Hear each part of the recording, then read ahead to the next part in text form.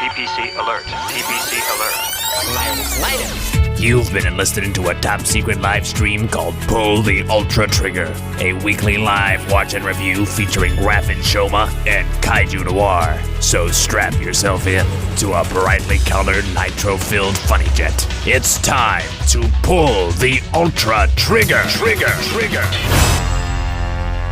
I made that with the bitmap on the Windies. I hope they don't hit each other too hard. Smite it. Oh yeah! Mr. Red! And I'm searching for my knight in shining armor. No way. Way. No, thank you. Are you being sarcastic or sincere or a little bit both? Smite it.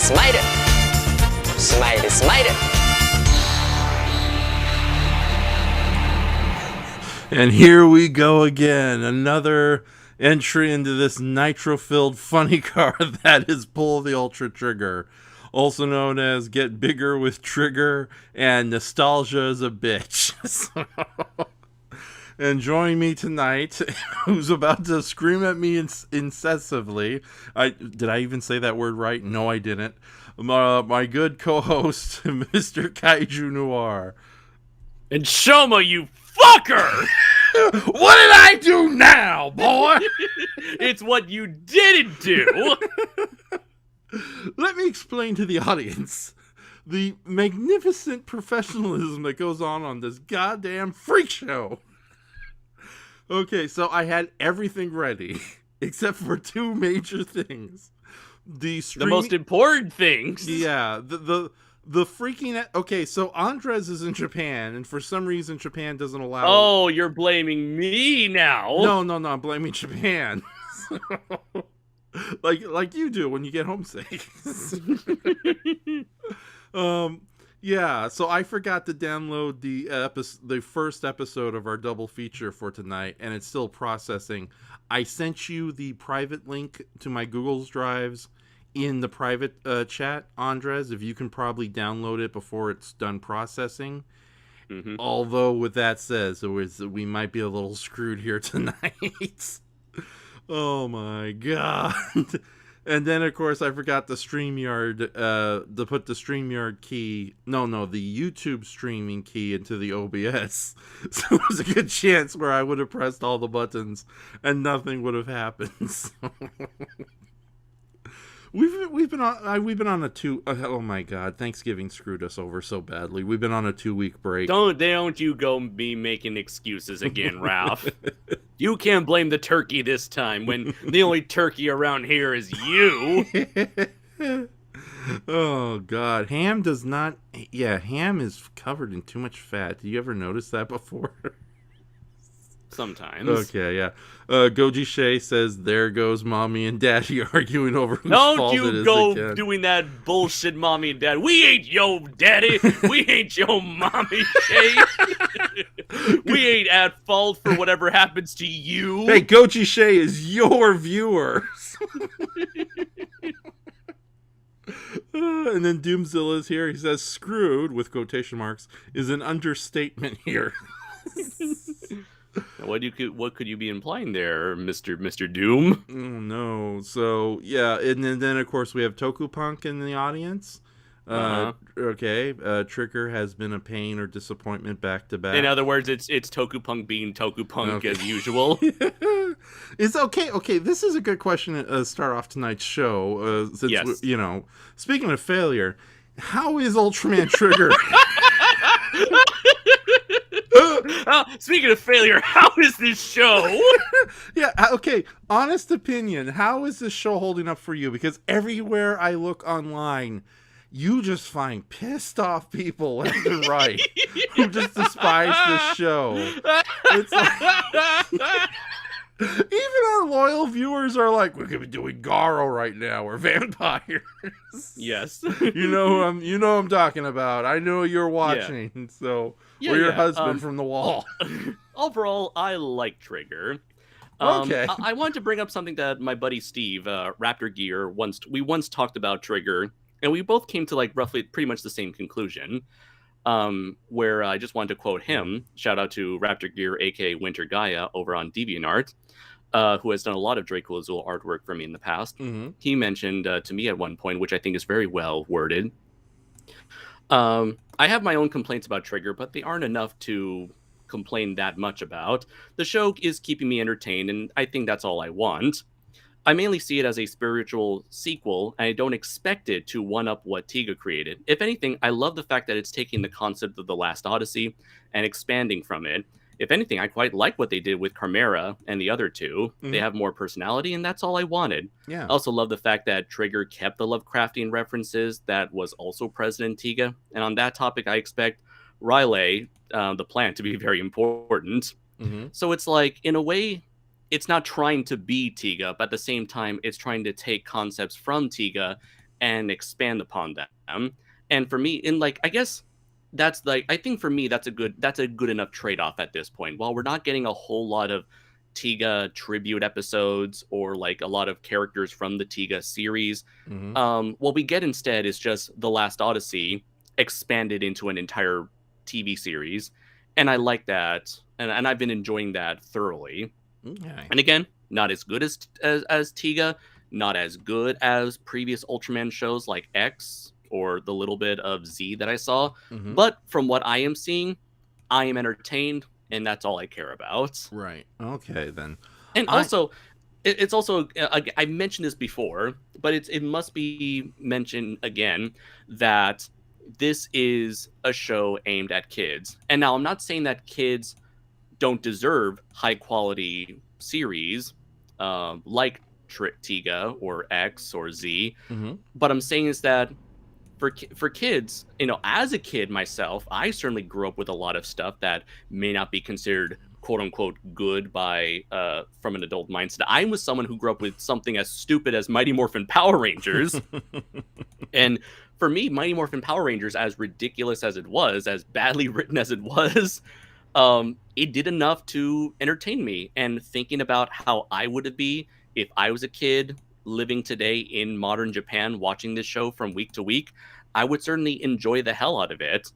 So it's like, in that case, I feel like this show, what it's aiming to do, it's succeeding at what its goal is, and that is to provide a much more lighthearted series aimed to help children cope with the mindfuckery that is the ongoing pandemic right now. Yeah. And so the fact is, like, I can't blame it for being something that it's not trying to be. It's actively not trying to be like Tiga or X or anything like that. And now, could the show be better? Of course. I mean, I know people complain about how the side characters don't really get enough time to shine, whereas past Ultraman series would at least give an episode to like a spotlight episode on most of these side characters. And I definitely agree with you there. That's certainly a valid complaint. But from what we are getting now, with a series that is pretty much wrapping up at this point, I've enjoyed it at the very... I've enjoyed this from throughout. I've enjoyed this for the majority of the series. And so, yeah, I can imagine that kids today would probably get a kick out of Ultraman Trigger.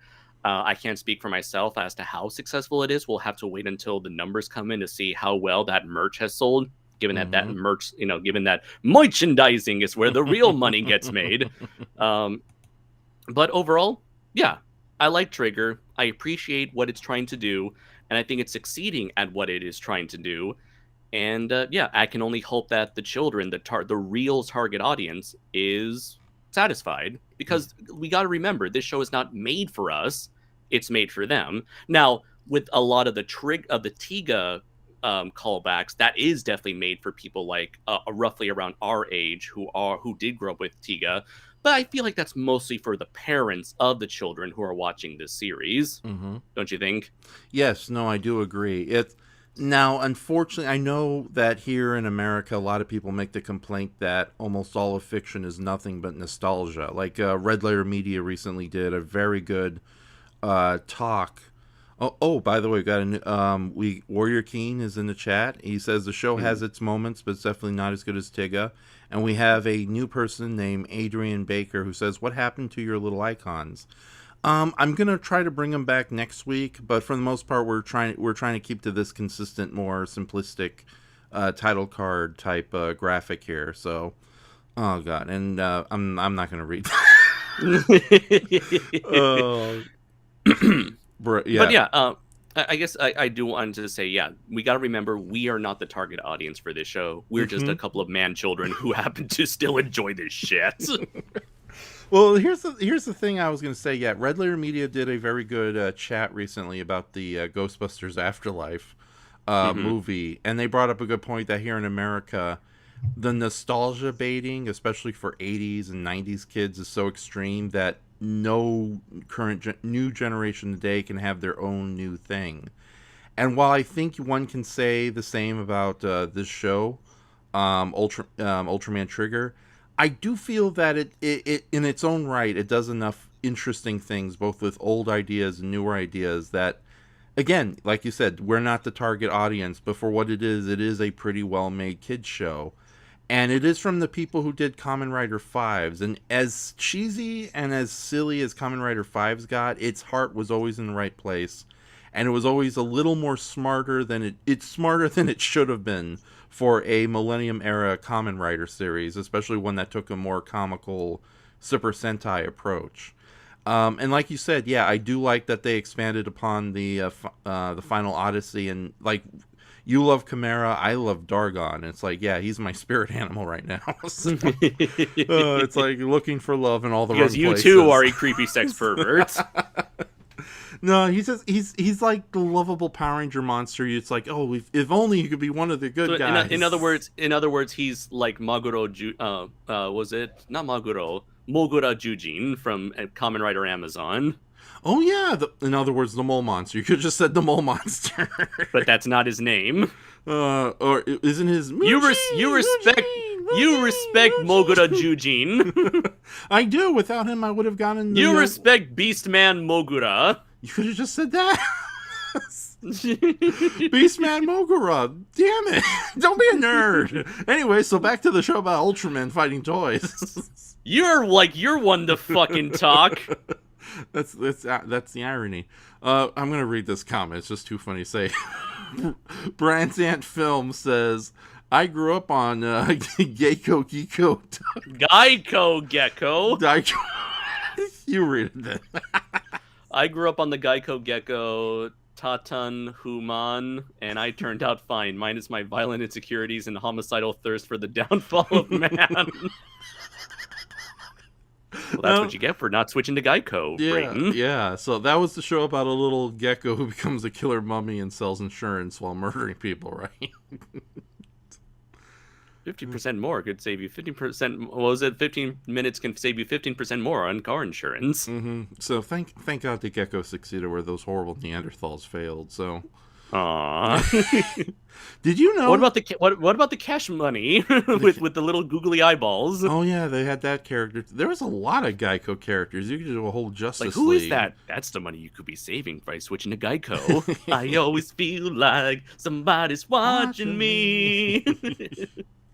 Oh my goodness. And of course, Hump Day Camel, he's fun, so. Hump Day! Oh my god, it's almost as if we're stalling because that was fucked up.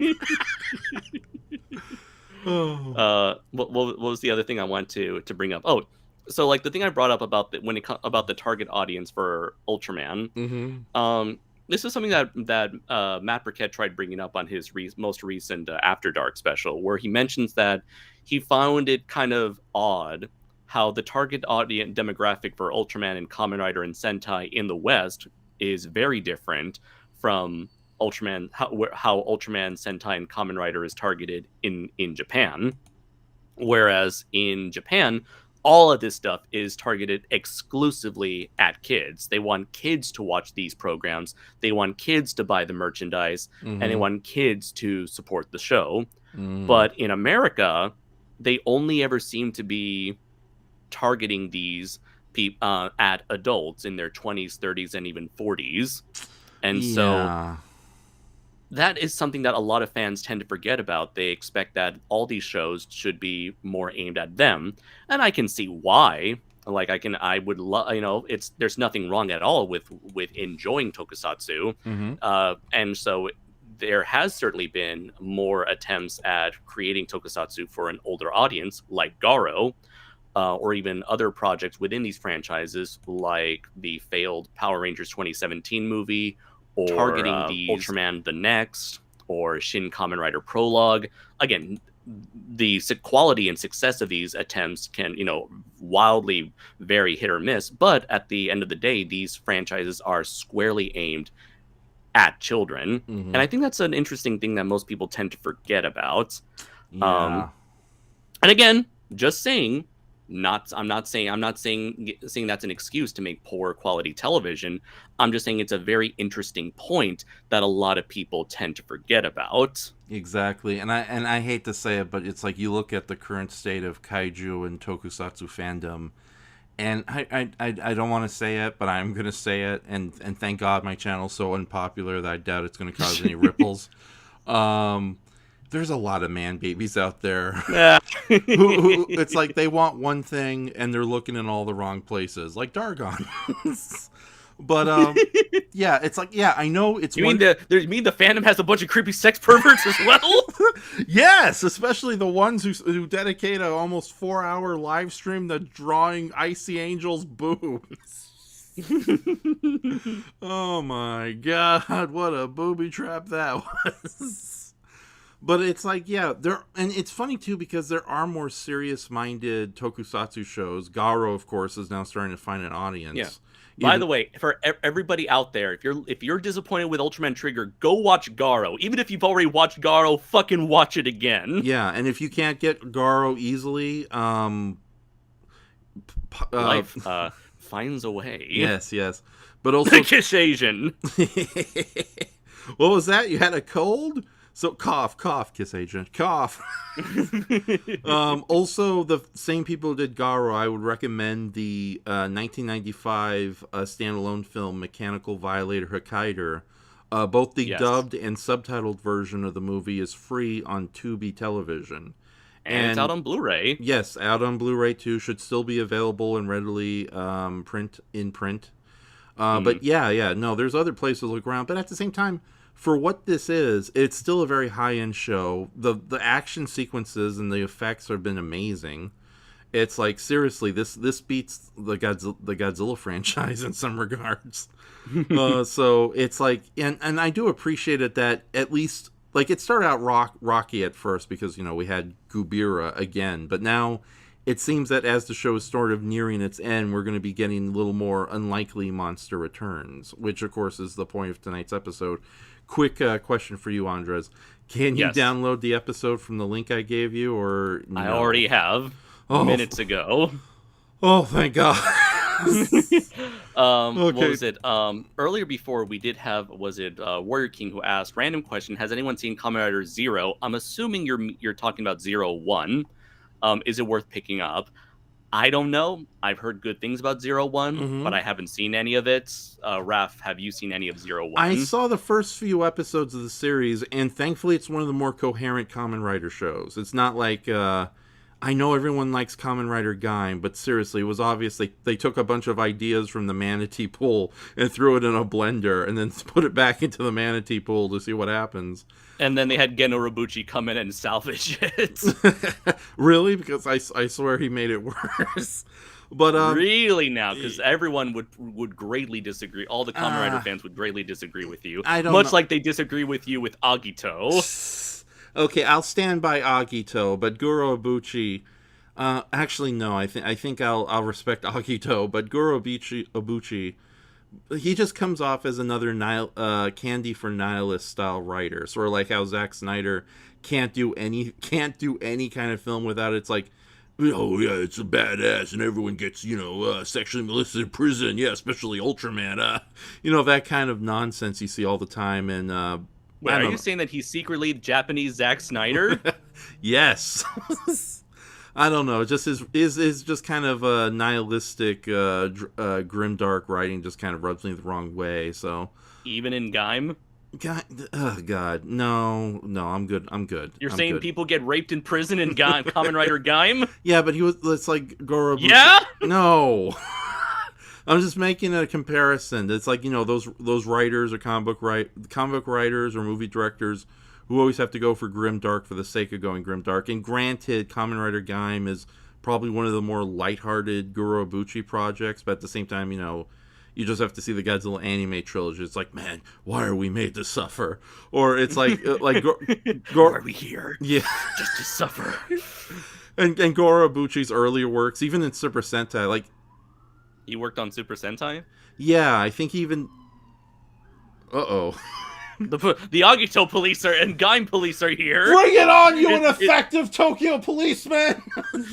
It's the ending for like that one episode of Kamen Rider Kuga where all the police are aiming their guns squarely at you and some random cheetah woman. Oh God. Yeah, and of course they missed the cheetah woman and just hit me. So fuck that fucking show. I don't know. Hey, they at least shot one of her eyes out. Yeah. There are dark. It's not my fault you're wrong, Raph. Here's the thing: there are dark and serious-minded tokusatsu movies and shows out there that actually do work really well. Like, I'm a huge proponent of Ultraman Nexus. I think that series did a really good job. And there's because that was a show that was squarely aimed at a primetime audience. Oh yeah, but unfortunately it got screwed over so badly in the scheduling. Like 7 a.m. for a show that should have been made for 18-year-olds. 7 p.m. Yeah. Oh yeah, definitely. So, and there are some dark Kamen Rider series I do like and enjoy very. Again, Mechanical Violator Hokkaido I think is great, and that's not a Rider series. I know. I just it's like what else is out there? Kamen Rider Black is very good. I'm now thinking Kamen Rider Black RX though. I can take it or leave it at this point. And I did like the first half of Kamen Rider 5's. Earlier I said I meant to say Kamen Rider 4's, not 5's. I thought that series did a really good job. Although I think the movie Kamen Rider 5's Paradise Lost is a much more cooler, neater, self-contained version of what the TV series was going to do.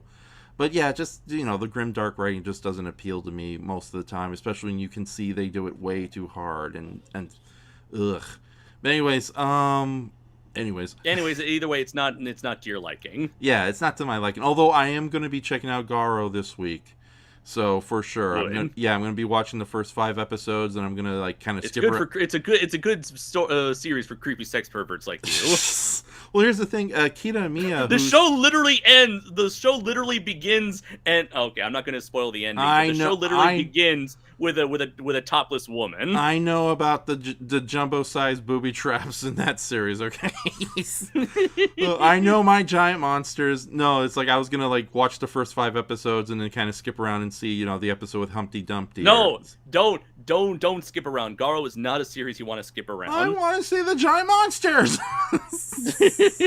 Come on! Fuck you! You're gonna get quality storytelling and action, and you're gonna fucking like it. I want to see Humpty Dumpty early.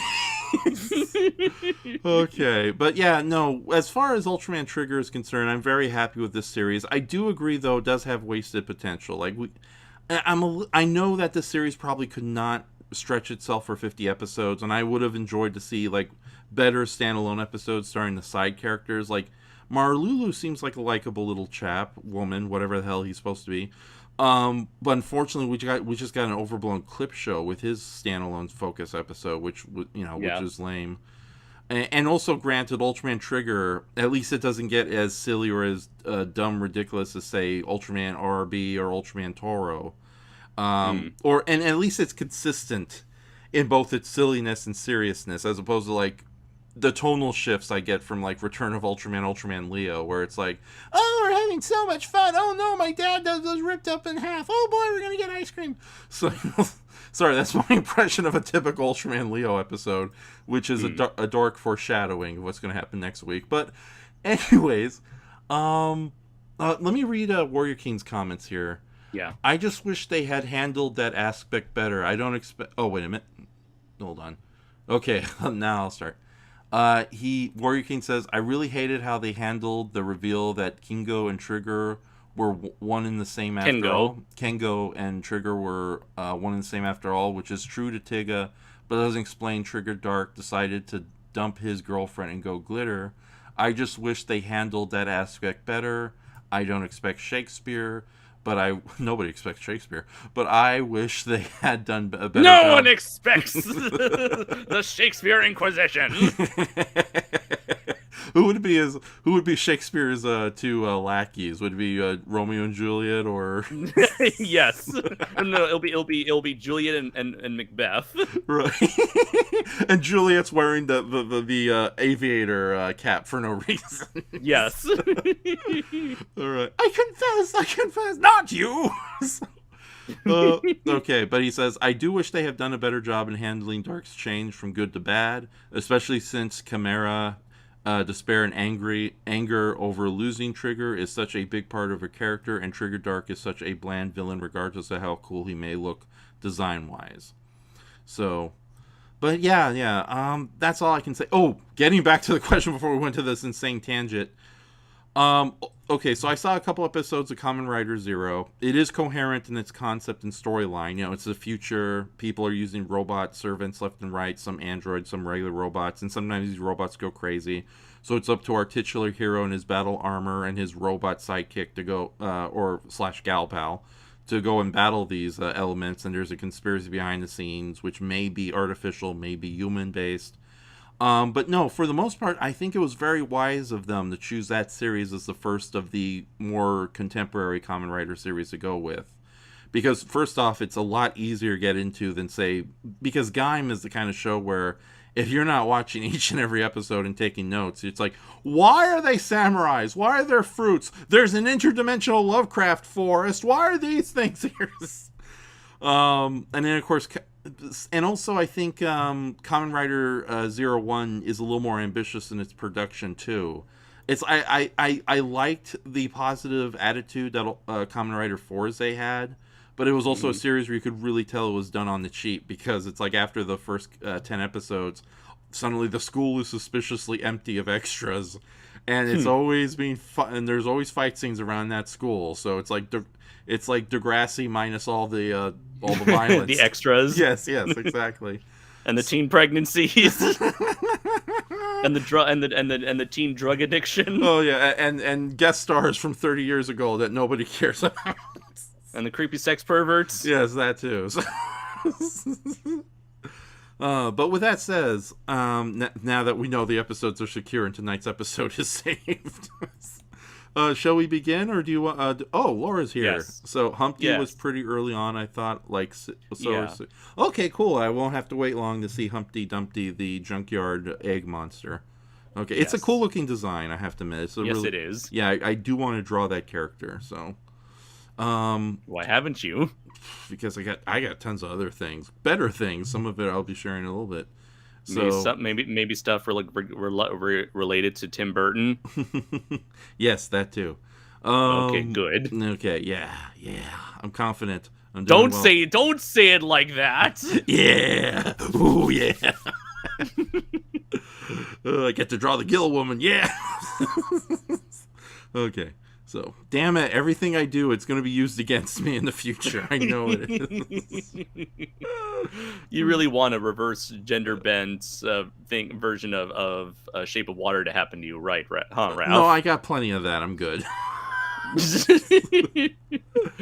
Okay. You know that's a lie. Yeah, Brandon. Well, there's a lot of attractive aquatic people, both male and female, out there. So yeah, take your pick. So. No. Right. You got Daryl Hannah with the goldfish tail. I'll take whatever. Okay, damn it. No. I'm so sorry. All right, Brandzant Film says, this live stream is candy for my nihilism. Tokupunk says, I do agree with you, but I love Gaim, but it is overrated. Warrior King says, I keep hearing how dark Gaim gets, but I just can't take the fruit-themed Kamen Rider thing seriously. Okay, I'm gonna... What? No! Come on, fruits?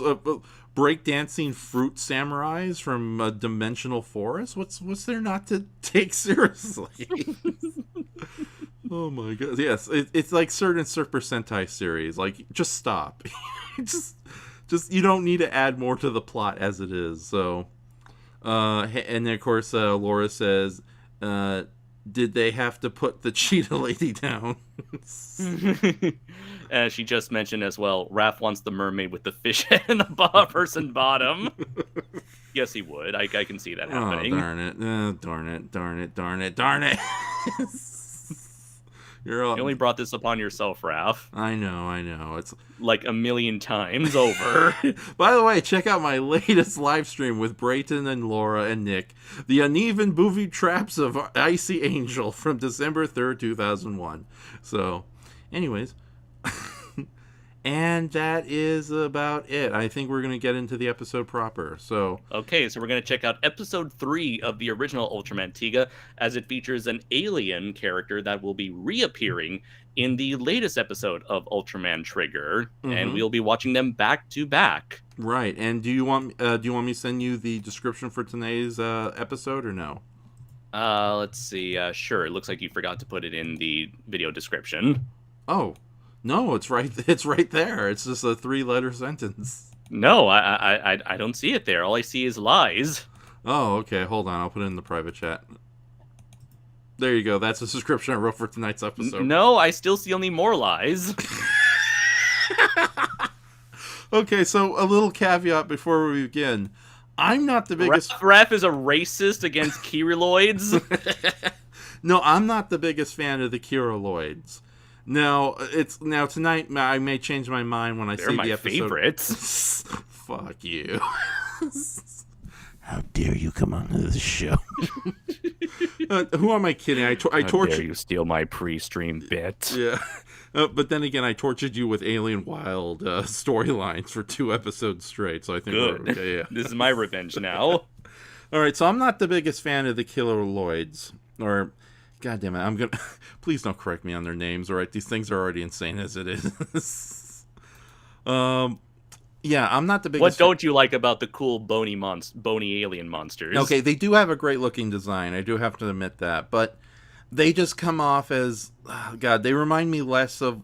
I think the aliens themselves are supposed to be inspired by Mephiles Alien, both in character and in somewhat in design. And Mephiles Alien is one of my all-time favorite characters, especially since they gave him his own travelogue show. So I don't care what Brighton says. Ultra Monsters Walk is the best show ever, even though I don't understand a fucking thing that's going on. So, by the way, this show's not meant for kids.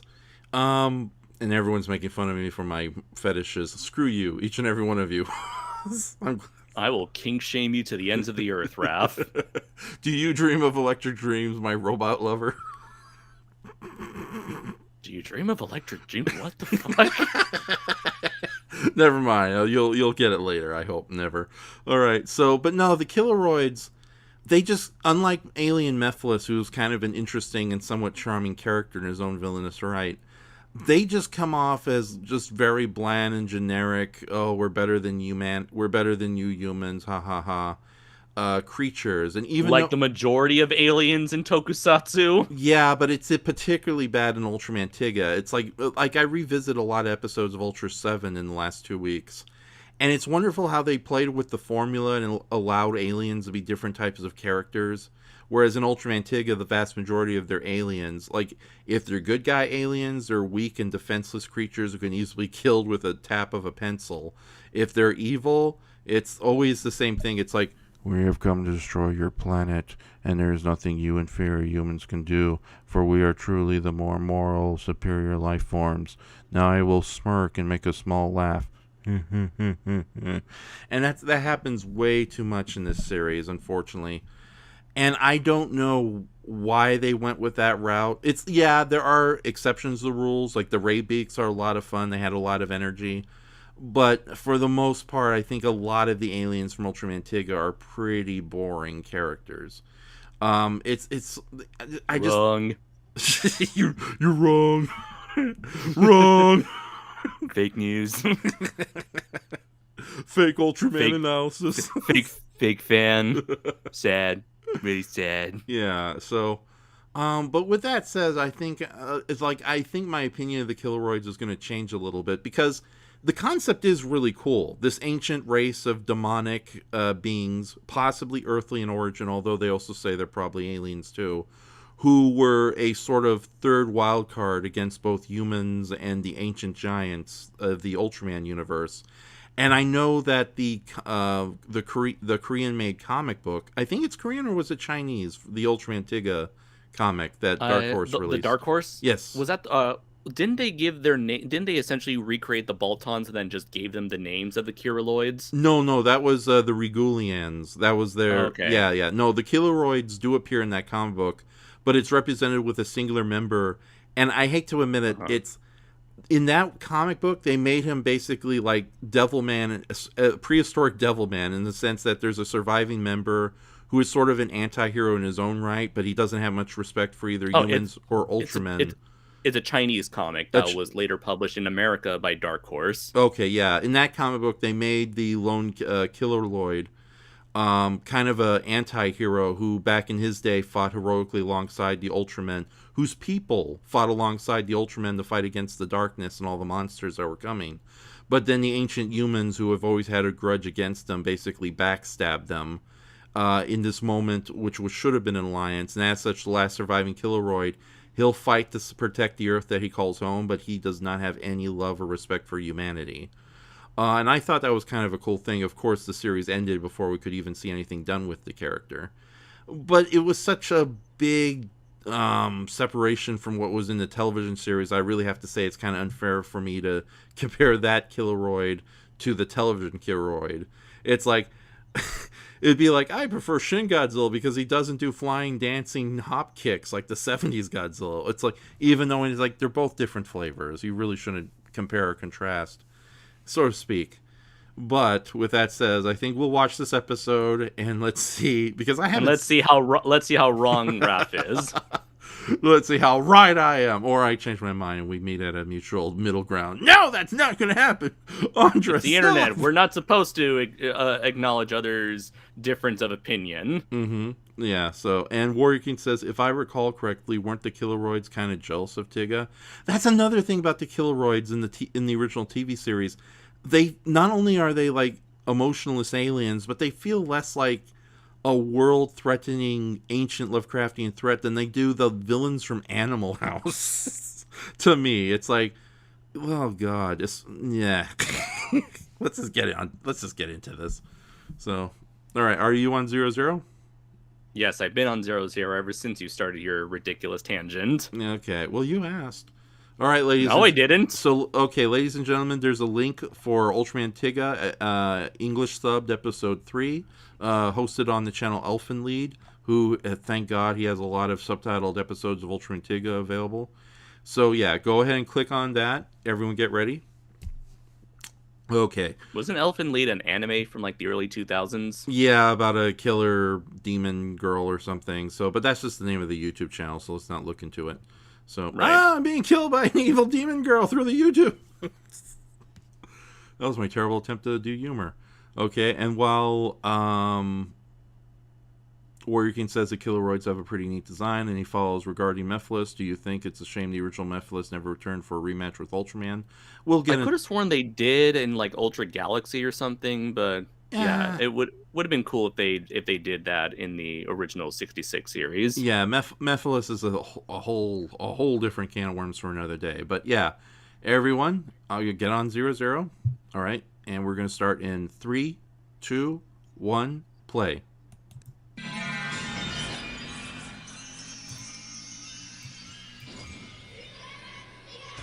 And this is very early in the series too. This is only episode 3. Yeah, which makes me wonder if it's like meant to be a pseudo homage to episode 2 of Ultraman 66 with the appearance of Balton. Yeah, that is true.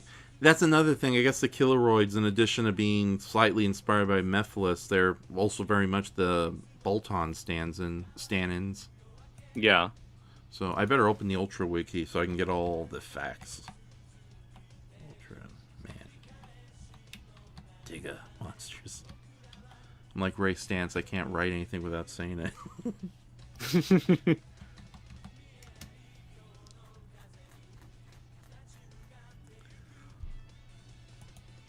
You know, I don't mind playing the audio to the episode, but because of the Johnny Associates situation, I always mute when the theme song comes on.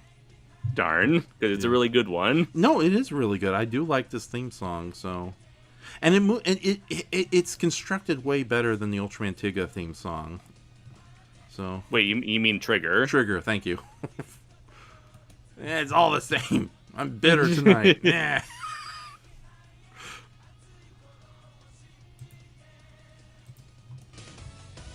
Okay, there we go. This program sponsored by Mayonnaise. Which one? All of them. No, seriously, there'd be sponsored text going on at this point. The prophecy of evil. 21世紀、今や我々の生活も大きく変わろうとしています。地球に異変が起きているのでしょうか。Yeah. Okay. 怪獣、そして巨人の出現。平和に慣れすぎた人類への継承なのかもしれません。この突如私たちの前に現れた巨人。この巨人をウルトラマンティガと呼んでいるそうですが。I've grown to accept it, but the overuse of pastel colors in the art design, my goodness. Hey, it was the 90s, all right? In America, we had garish neon. In Japan, they had pastels. It was like the 80s, and it's never left. It was like the early 80s never left. Ah. We can either confirm or deny the existence of an Ultraman. Despite the fact that he's 200 feet tall and right outside the building.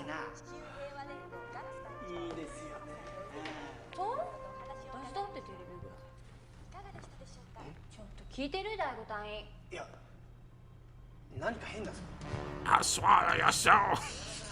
Someone get the Ghostbusters! Oh no! There is no Xena on this. Oh god, that hurt my throat.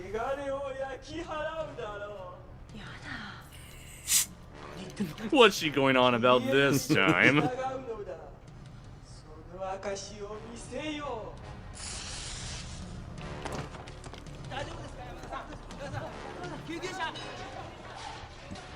That was weird. 何者かが遠隔的にキャスターの精神を乗っ取ったと見るわ。デフコン1の体制で待機してください。了解です。気をつけて。 Looks like Biosphere 1. Where King says she's looking for the key master.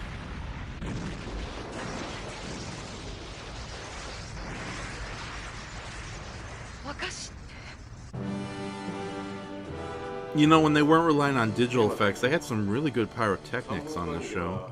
Super. Yeah. ウルトラマンティガとか言ったな。彼が地球防衛の障害にならないかという懸念を持つ意見が出ている。公共の電波で随分軽率な言葉を吐いてくれたな。軽率？私はこれまでウルトラマンティガの行動を通じてある感触を得ています。それなりの確信があります。確信I'm the antagonistic 90s Japanese character. Of course I don't agree with you. Especially when you're a woman.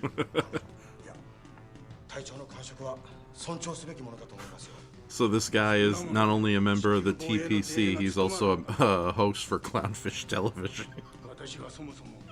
What?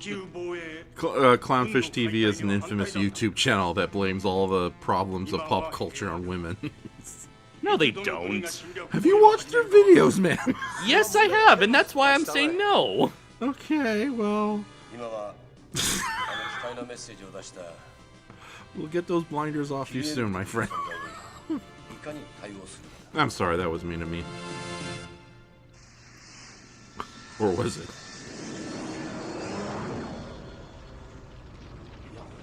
綺麗さっぱり挑発してもうたもんやな。感心してる場合じゃないぞ。建設中だからまだよかったもんの。こんな爆弾が人がたくさんいるビルなんかで爆発してみろ。爆弾ちゃう。爆発物の痕跡ちっともあれん。I wonder what the 4Kids dub would have done with that scene.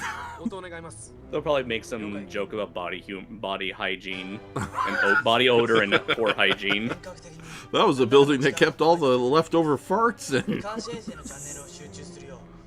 Ew, did you not bathe today? Yeah. God, what was 4Kids thinking? 大丈夫。しばらくは丘に上がれませんよ。ありがとう。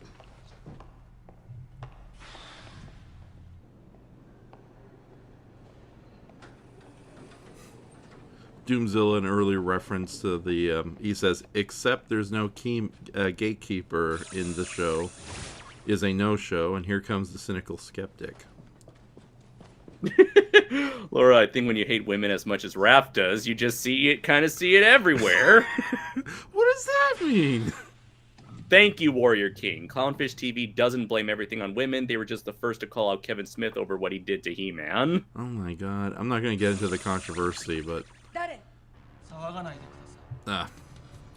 Also, they pointed out time and time again how much the American mainstream comic book industry is going down the tubes, and I can't agree with them more on that. To be fair, though, I think everyone can agree, other than the comic book companies, that it's going downhill. Exactly, yeah. They're just saying what's written on the board that the comic book companies refuse to see. Nor anyone else who continues to support the major comic book companies.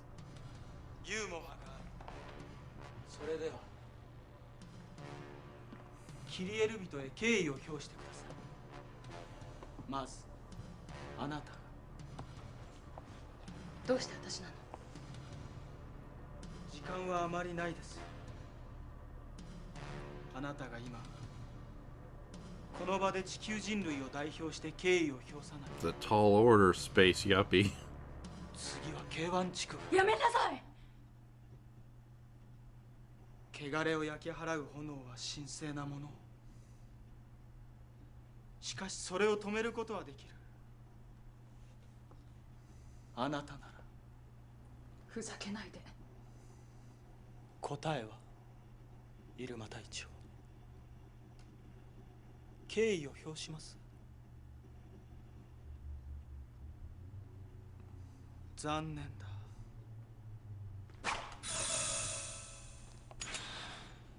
今の男は男？誰も出てきていません。 Which way did he go? Which way did he go? K1 地区。 Sect 4, I love that band. ヤズミ隊員、デフコ4の警戒態勢。1号機を K1 地区へ。新庄隊員、至急 K1 地区へ急行してください。K1 地区をモニターして。はい。 Warrior King says bad guys are potentially convincing characters in Japanese media. Conniving characters in Japanese media seem to like paper fans almost as much as they do adjusting their glasses menacingly.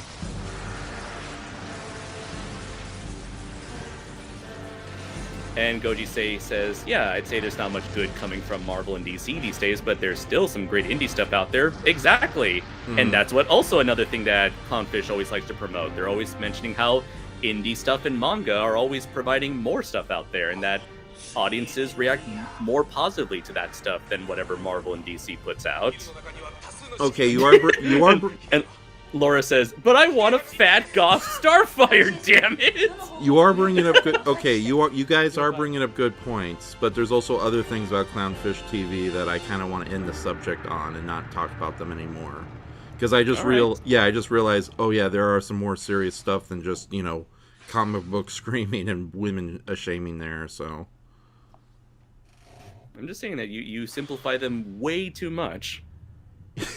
And it's also why I don't want to bring up the scary stuff. Because you're wrong.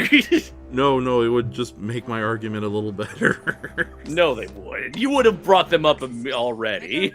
Okay, fine. They've had actual white supremacists on their shows. Well, I'm sure if they knew. Well, I can't speak on that. Yes. Speak on that. Yes, let's just stop right there. So, Andres, thank you for not being a white supremacist, by the way. How do you know I'm not? Oh no! That's why you got a white fan with you. I like the blind black KKK guy from Chappelle Show.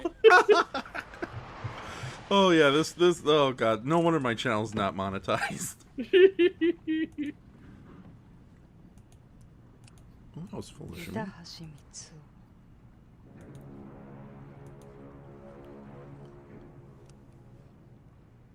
This part I never really got. It's like, is the alien impersonating a normal person, or do you take over a normal person?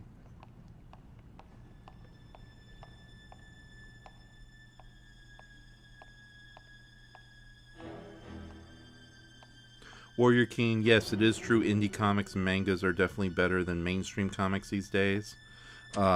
Which, of course, is one of the reasons why Demon Slayer outsold DC Comics last year. No, not just DC. Demon Slayer outsold the entirety of the American comic book market. The fact that, like, the top 10 for like several months, the top 10 highest selling comics in America were all manga says something. Yeah. It also doesn't help that the mainstream comic company, like Marvel's, given up on all. Let's not talk about comics. We're here to watch Ultraman. Although I would agree with Warrior King, I would like to know more about this accusation you're making. Oh god, I'm gonna have to. I'll grab the videos and other videos later, but yeah, it's not pretty. Let's just say it's a situation similar to what you had with Adam Noyce. So then in that case, you cannot blame Clownfish TV because they did not know, much like how I didn't know. They keep bringing. Well, here's the thing: you'd still be bringing on Adam Noyce. Well, that was a weird shot.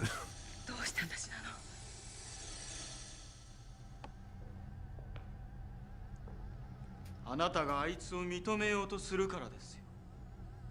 あいつ？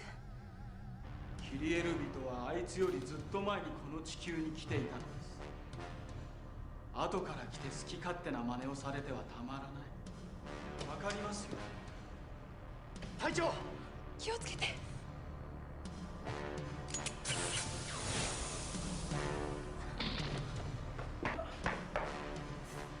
大丈夫ですか？ありがとう。単独行動は禁物ですよ。最後の予言を語ろう。最後？あなたたちが生きて聞くことができる最後のという意味だよ。次に聖なる炎が焼くのはここだ。なんだって。了解。第5隊、隊長を頼んだぞ。 Warrior King, how is this guy a Digimon? Other than having like Devimon vibes. しかし地下にまで届かせるのは電磁波しかないです。ポリー隊員、マイクロウェーブをガッツウィング1号に搭載。了解。新庄隊員が1号に登場。ネア隊がポリー隊員とともに2号で支援。了解。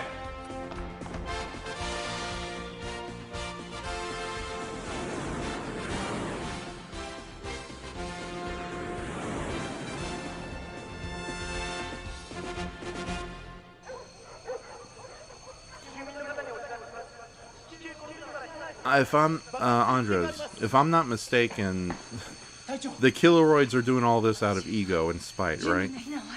No, I don't think so. They simply want to take over the world, and they were here first. Okay. They're just making their move. Okay. I have a crazy idea when this is over.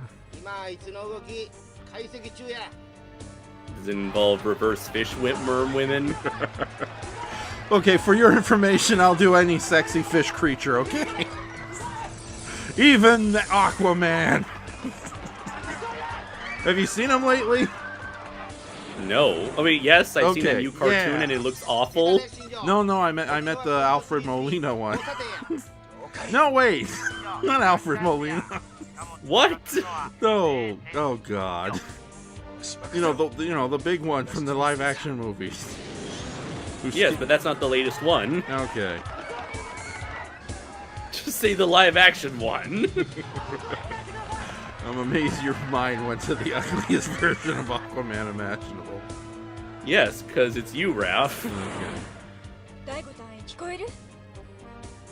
Warrior King says, okay, I do kind of dig the idea that the Kyrieloids came to Earth before Tiga awoke and see him as a threat to their plans. Like they're threatened by him. Yeah, okay. Makes sense, and that's why they're making their moves now. Mm-hmm.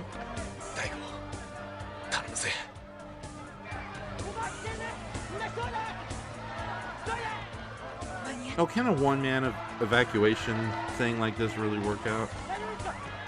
Who knows?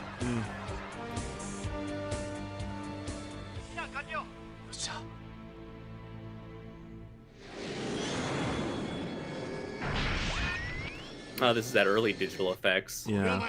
And then a wild Grugadon shoots him from the sky. What? Wrong episode.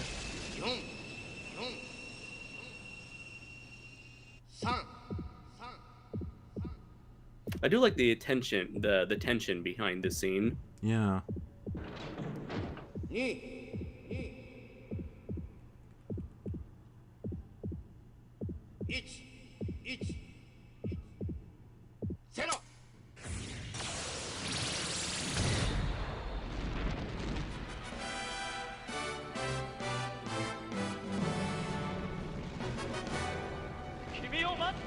Oh wow, we've never seen a CG hand before, I think. Yeah, and hopefully the last time we'll see a CG hand. Yeah, the fact that like they've rarely done that, I guess, shows they were not confident really at all. Yeah. We're seeing like all the different special effects they had on hand, and the CGI stuff is not working. Although that little jet shot you mentioned was pretty good. Yeah, I mean. Oh. Earth supremacists.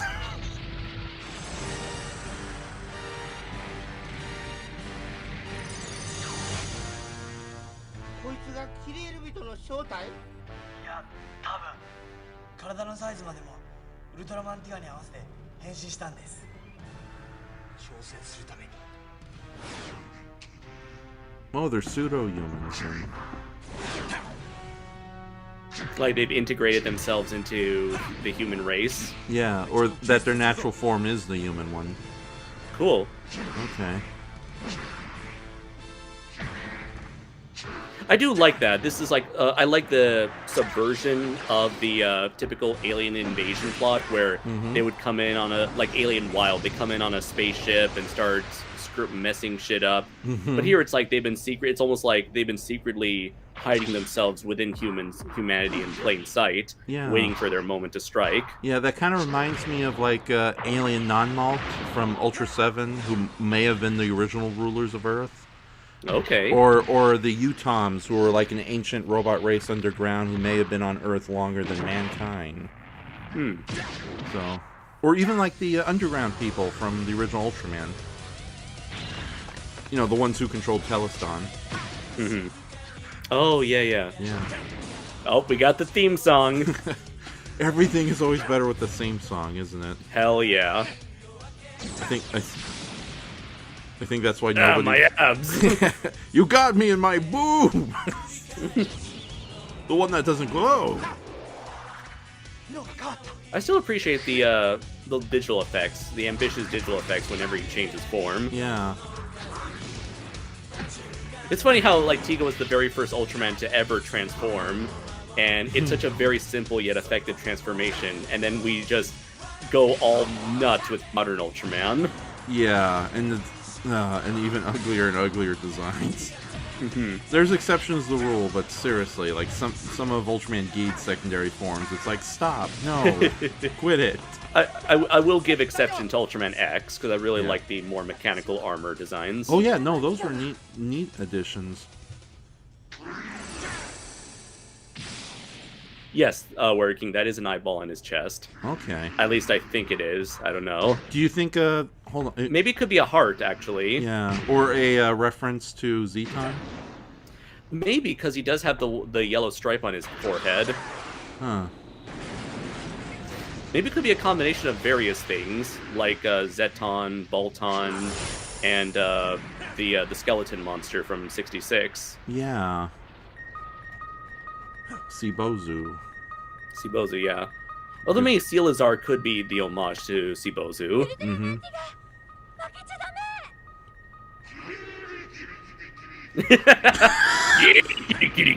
Okay. I like that. Okay. I don't know why I did.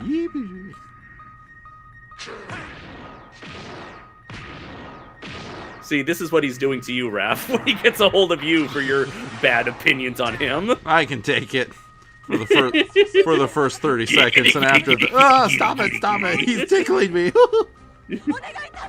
Then it just gets weird.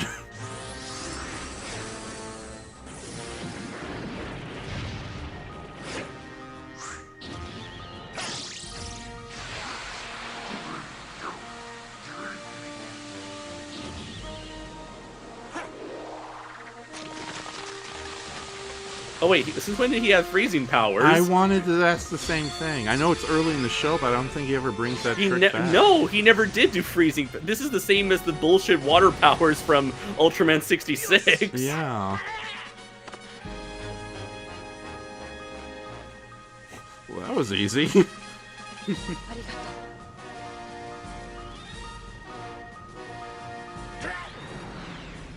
Thank you, Ultraman Tiga.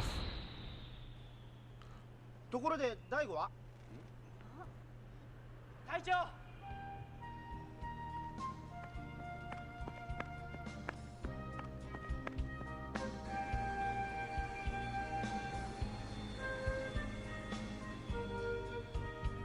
Gojishe says, I always liked the unusual take on an alien invasion plot, like Gamera 2 and Godzilla 2000. Uh-oh. Oh, yeah, I like that. It's like they're still around. Like the ending of Clayface. Oh, he said Among Us. Let's get the memes ready. The Kyrieloids. I was thinking the same thing, Doomzilla. Why didn't he do the ice attack way earlier? And working, yes, Tiga's flight mode is meant to be purple, but in various forms of merchandise back in the day, it would sort of come off as more blue looking, but I think officially he is meant to be purple. Yeah. He also asks, do you guys think if modern Ultraman had fewer transformations, there would be more room in the budget for more original monster suits per series? I don't think so, honestly, because the Yeah. reason why those transformations exist is to sell more toys, and those toys are what fueled the budget, I believe, for future Ultraman shows. So Yeah. if you don't have enough money for if you don't have enough money for from toy sales, if you don't sell enough toys, then you have less of a budget, meaning less monsters overall. Yeah, and also compared to the Ultraman suits, which are relatively easy to make, monster suits are way more expensive, and I think that's why Two Bright Production keeps around a lot of their monster suits. Because it's just better to have that than to try to create a new monster every week. And even when they were doing that, they just kept recycling a lot of the monsters over and over again. Oh, and Warrior King did mention I like the futuristic buildings. I do like that. It's not like super obvious. They do their best to make it like it's the future, but not like the distant future. It's like the near future, where things are slightly different, but still very recognizable. Of course, just so they can have a real, actual locations to shoot at. Yes, yes. Although he also Warrior King follows that up with, I guess you could say that he helped that Kyrieloid to chill out. Dodges incoming tomatoes. Boo! You stink! Here's a gold star for failure, you. Okay. So here's my crazy idea. Okay, that episode wasn't bad. I did. I mean, jokes aside, I will say that it's nothing worth getting highly emotional over. It's a decent episode. It's a really nice spotlight episode for Captain Irma. Overall, solid episode, I think. Okay. So, oopsie, hold on. Okay, here's my crazy idea. Yes. Do you want to go straight into the Ultraman Trigger episode, or do you want to make this a triple feature and watch the second episode the Kyrieloids showed up in? Sure, let's do that. Let's do a triple feature. Okay, then let me download that episode and send it your way. No. Hopefully those will just take a couple of minutes. Okay. Okay, in the meantime, you deal with the chat section, so... Sure. I'll answer any questions you guys wish to ask us. Okay, minus the controversial bullshit that came in earlier. Let's keep this a happy show. Sure. And I will double check my sources before it's like I wreck myself further. So then it turns out they're all like child whats, and it's like, oh god damn it, it's even worse than I thought. They're all creepy six perverts. Every single one of them. God damn it, especially Laura and your obsession with poorly drawn boobs. Okay. So I can only wonder who was the one drawing the poorly drawn boobs. It was me, obviously. What? No. I don't believe that, Mr. Gonzalez. It's true, my friend. It's true. It's not true. It's impossible. Okay, so yeah, so yeah, go on. Yeah. Oh, by the way, wasn't there like another clip show that happened 2 weeks ago? It happened this week, and that's one of and thank God there was another clip show. It made my job easier because last week was Thanksgiving. Yeah, Laura, you know what you did. Last week was Thanksgiving. Yeah. And yeah, that always kind of screws me over scheduling wise, no matter what. By the way, ladies and gentlemen, I despise Thanksgiving, but I'm not going to get into that rant. I hate turkeys since they killed my family. Also, I was a Native American. And the first Thanksgiving was okay. The second one, not so much. We didn't even have turkey back then. Trail of gravy, more like a trail of tears. Oh my god. Yeah, but no, it's just an incredibly stressful holiday, and I don't like seeing loved ones literally hurt themselves just, making food that's going to last for like 2 minutes. So I have an obsession with symmetry.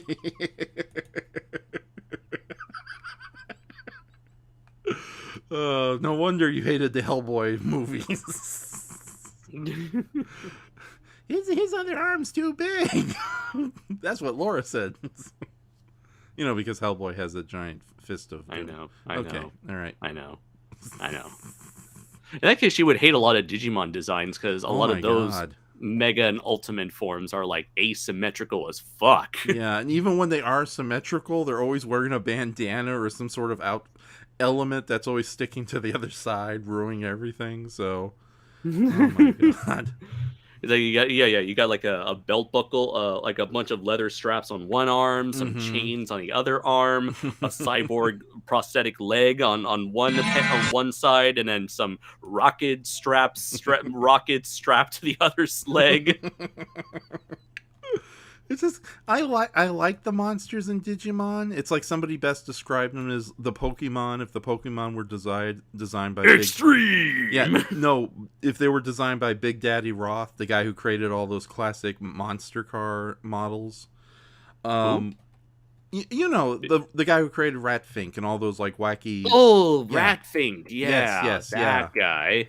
Yeah, but the Digimon designs. I don't know. It's like.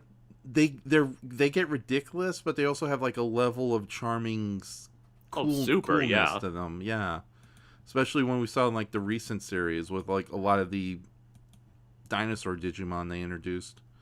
So, okay, it's Brayton. He says it's the penultimate day of Hanukkah. Imagine that, but for 8 days. Oh my god! Oh my god! Brayton said, "Big Daddy Roth."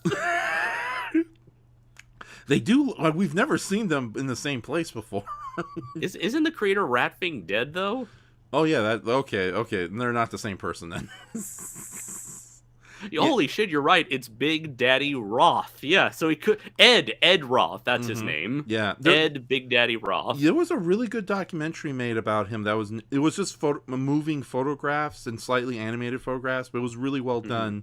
It was based on the memoirs of Ed Roth, and it was narrated by John Goodman. So the Tales of Ratfink, I think it's called. I have a digital copy of it. Well, actually, it's burned on the DVD. I don't have a digital copy of it, and I don't know if the original DVD is on still in print.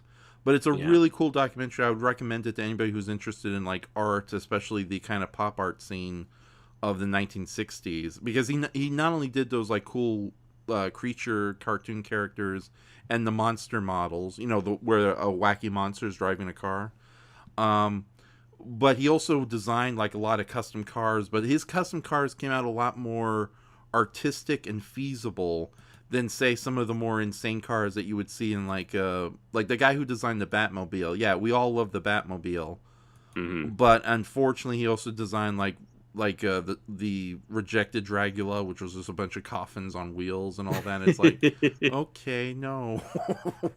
Whereas Big Daddy Roth had a better design sense that I think worked better as both cars and also as cool 1960s modern art.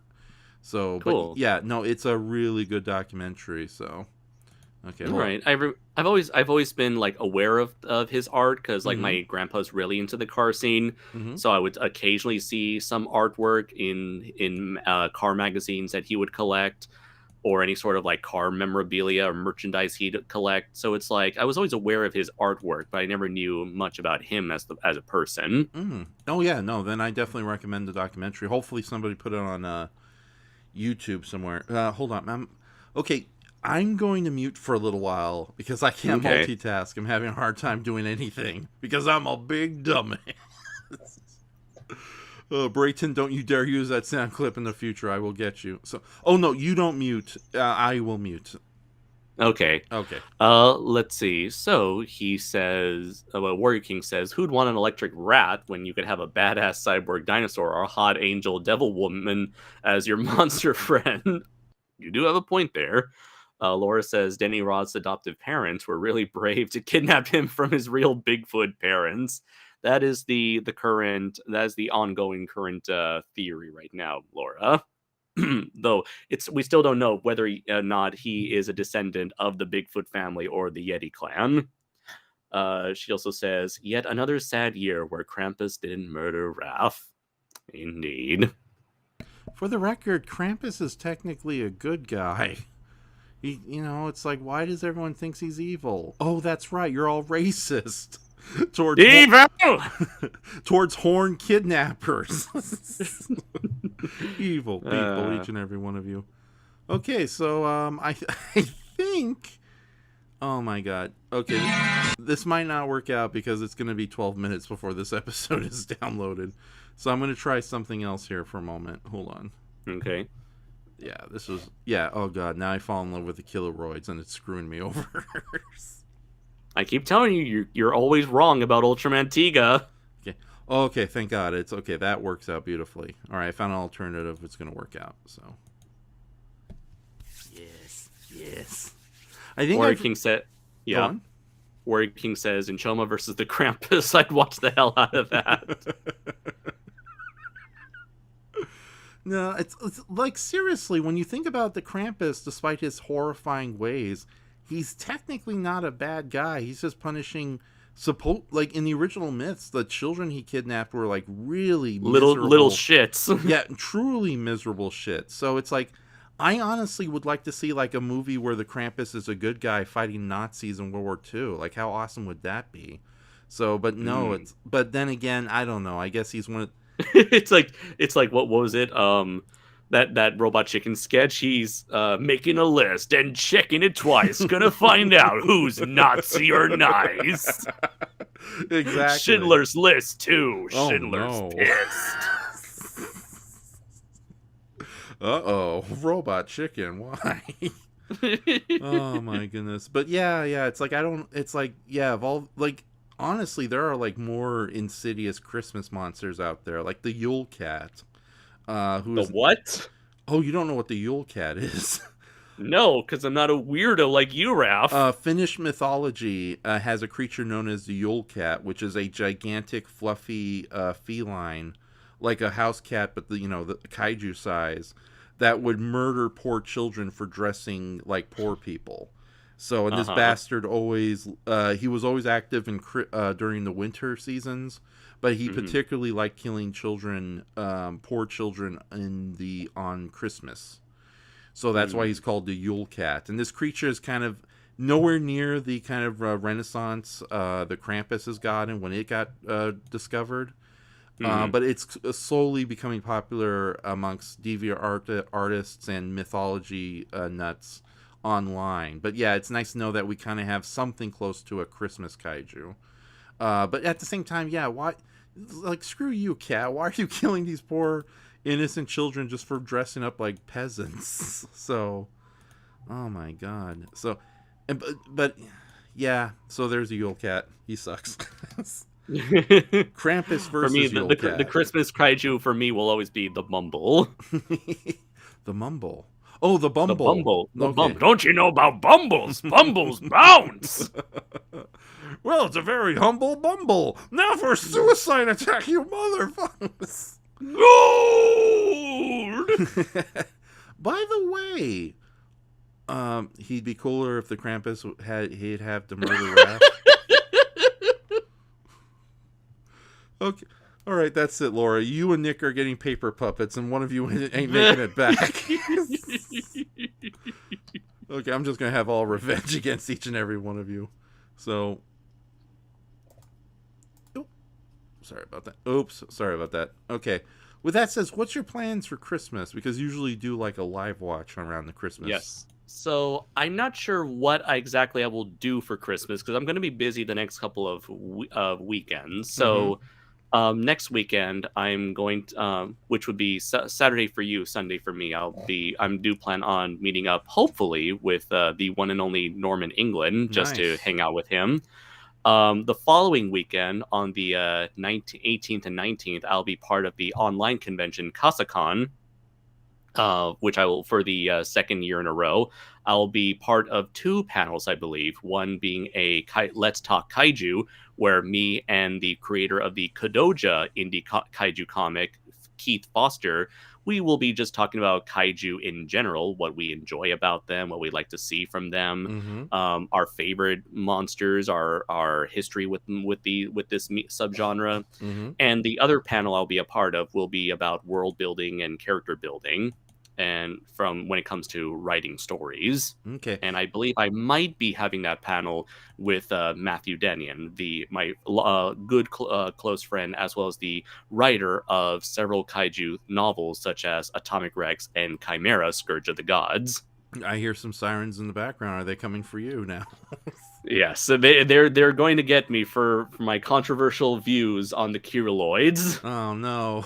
Wait, you like them? Exactly. You mean I'm not alone? How dare I enjoy foreigners coming to Japan? Oh no. And then 3 days later, I will hopefully be coming back to America to visit my family for a week. And so from the 22nd to the 30th, I will be hopefully back home in San Diego with the family. So I'm not exactly sure what I'll be doing. I'm not sure if I even have time actually to do anything for the main channel, really, because it looks like a lot of my schedule is eaten up. I guess if there's one time that I would be available would be next Monday, but then we're probably going to do another Pull the Ultra Trigger next week from now, a week from now. Okay, if push comes to shove, do you want to hold off on doing any Ultra Triggers for the last 2 weeks of December? And we'll just do a big pickup show later on. I mean, I could still do Ultra Trigger after I'm done with Kasacon, because Kasakon's panels is actually really early. Okay. I believe. Let me see what dates those are. Right. Actually, And in the private chat, I just sent you the link to episode 25 of Ultraman Tiga. Okay, so yeah, we're going in deep in the world of Kyrieloid. Strap in, boys. Ooh-wee. Oh my god! I do want to answer this. No. You finish your really cool stuff. So yeah, so Kasacon, the Let's Talk Kaiju's panel with me and Keith Foster will be on Sunday, December 19th. No, sorry, actually, let's see, what is it? I'm just gonna check what this is on. How would I say this in? Let's say Eastern Standard Time here. Okay. Let's see. Oh right. Okay, hold on. I forgot. I gotta share the link for the for our watchers here. Now that I've done this impromptu, hey, let's fall in love with Kyrieloid. Damn it. Here we go. So the Kaiju panel for Kasacon will be on Saturday, December 18th at 8 p.m. Eastern Standard Time, and the writing panel will be on Sunday at 7 p.m. Eastern Standard Time. And to join Kasacon, you can join the Kasacon website, register there for free, and you'll be given access to the Kasacon Discord server, which all the panels will be hosted on. So these are going to be on Discord chat rooms where you can watch us as participants. Not participants, but watch us as the audience. Mm-hmm. Now, is this an online convention? Yes, like I said, all of it is going to take place on the Kasacon Discord server. And to join the Discord server, you can register for free on the Kasacon website, which I will share with you in the private chat wrap so that you can share with the wonderful audience in the chat. Oh, yeah, definitely. So, but first, I'm going to share Ultraman Tiga episode 25, the second episode of Kyrieloid. It's in the chat section right now, so everyone open that and put it on pause. We're going to be watching that very soon on this ultra long episode of Ultraman Pull the Ultra Trigger, and I will be sharing what you just sent me right now. Okay.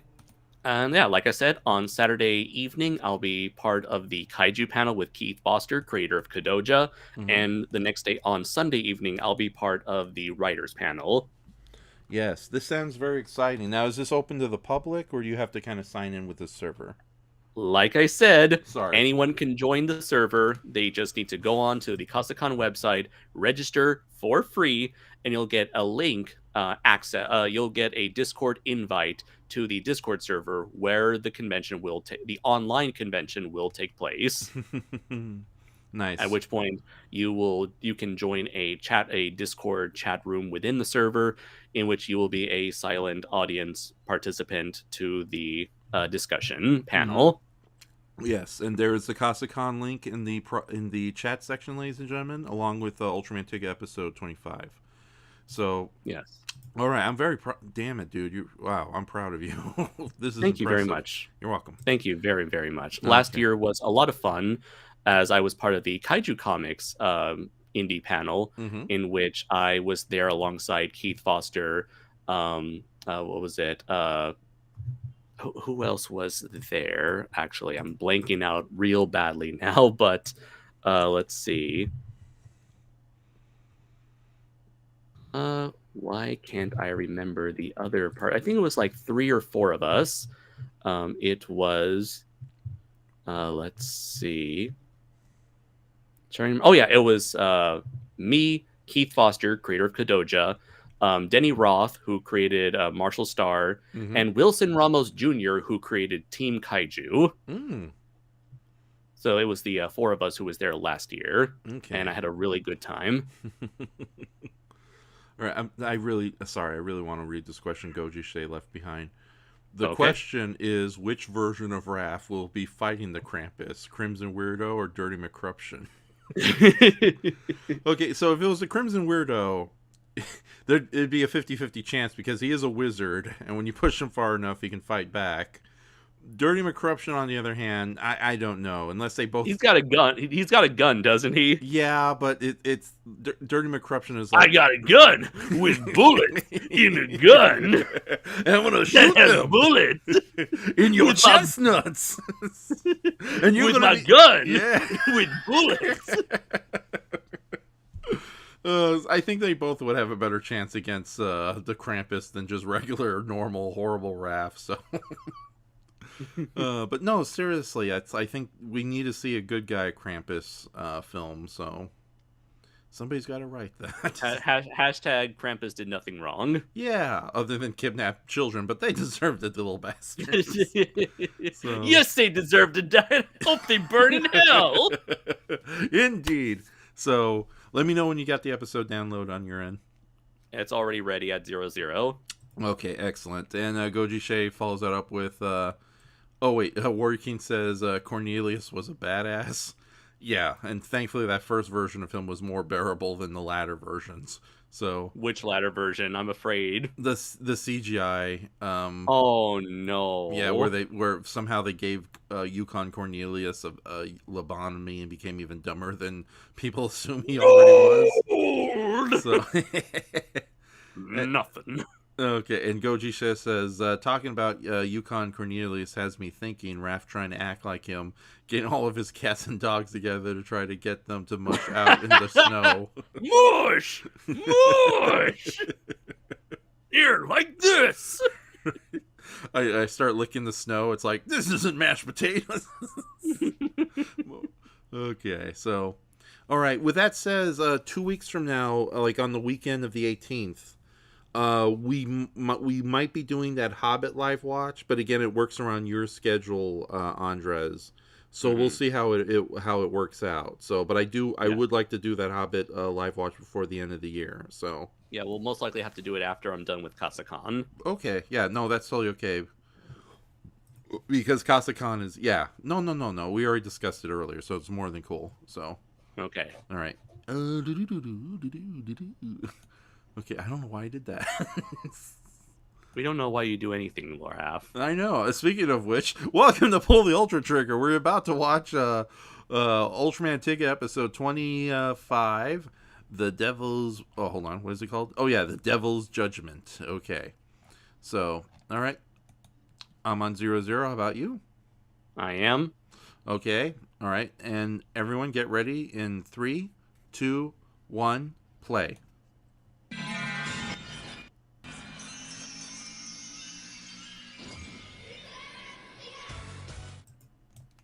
And now I have to mute it because the theme song's going.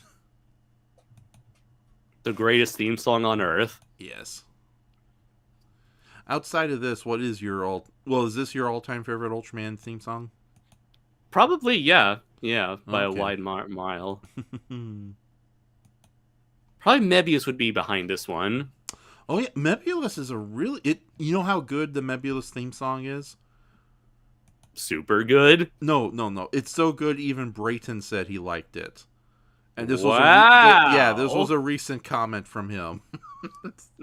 First off, what were you doing showing him Ultraman Mebius? Oh, no. He independently, on his own accord, went to listen to some of the old Ultraman theme songs. And he said, wow! And he said he liked a lot of them because they were very good earworms, in his opinion. And yeah, the Ultraman Mebius song is, I think right up there. So sometimes the theme songs are even better than the actual shows.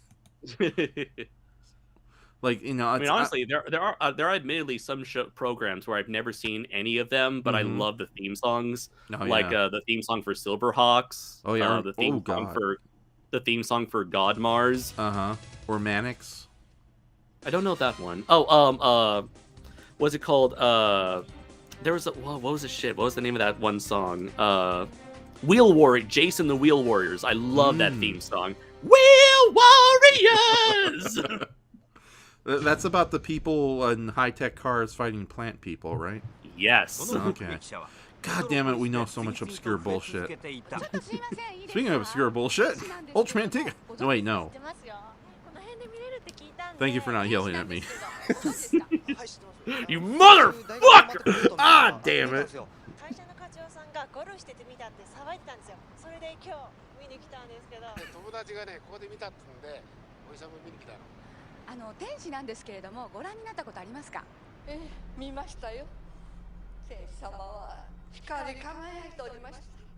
Let's see. Laura says, is there an Ultraman movie equivalent to Shin Kamen Rider in regards to floating hologram grasshopper babies? Yes, Laura. It's called Ultraman The Next. Yeah.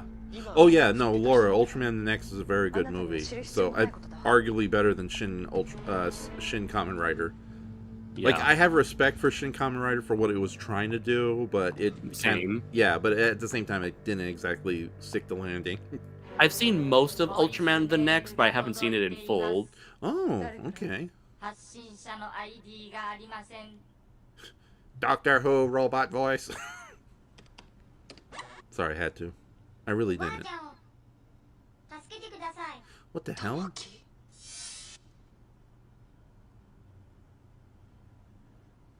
You look just like him, in which you don't look like anything like him. Right. Wait, that's not an angel, that's Gozer. Played by Olivia Munn. Olivia Wilde. Sorry, I got the two actresses mixed up. I forgot who is Wilde. Korra from Tron Legacy. Oh, okay. Yeah. Both of them would be good choices. Mm-hmm.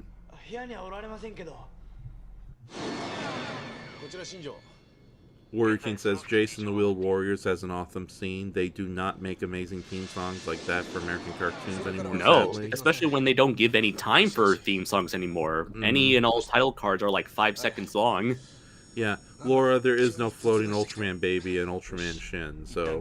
Yeah, the closest you get is like Child Ultraman Taro, but that's like in his own series. Yeah, or like the weird Ultraman babies who barely show up in the Ultraman Cup of Noodle commercials. There is? Okay. Yeah, although to be fair, why would Ultraman be feeding a newborn baby cup of noodles? It doesn't seem Why right. wouldn't they? Cup of noodles are awesome. Right. It's how college students survive. Yeah, or how giant squids don't kill cavemen. That's an obscure reference, I'm sorry. As you should. Yes. Good for you, Goji Shea. I hope you enjoy Ultraman the Next, and if possible, check out Ultraman Nexus afterwards, since they're directly connected to each other. Laura says Olivia Munn should have been in more stuff. Did she retire or something? I think she's a good comedy actress, but she didn't appear in that much stuff. So, I remember she was in X-Men. Yeah, and she was wasted in that, like a lot of actors who aren't a Magneto and Professor Wheelchair. Okay, and Goji says, ooh, I'm such a simp for Olivia Wilde. That woman is godly gorgeous. Oh, tell me about it. Did she appear in more stuff? Yes, yeah, in fact, she played Gozer in the recent Ghostbuster movie. Oh, okay. Yeah, and everyone says she looks amazing, so... Well, thanks for spoiling that for me. Sorry, She was also in that movie with Steve Carell about magicians. Yeah. Oh, God.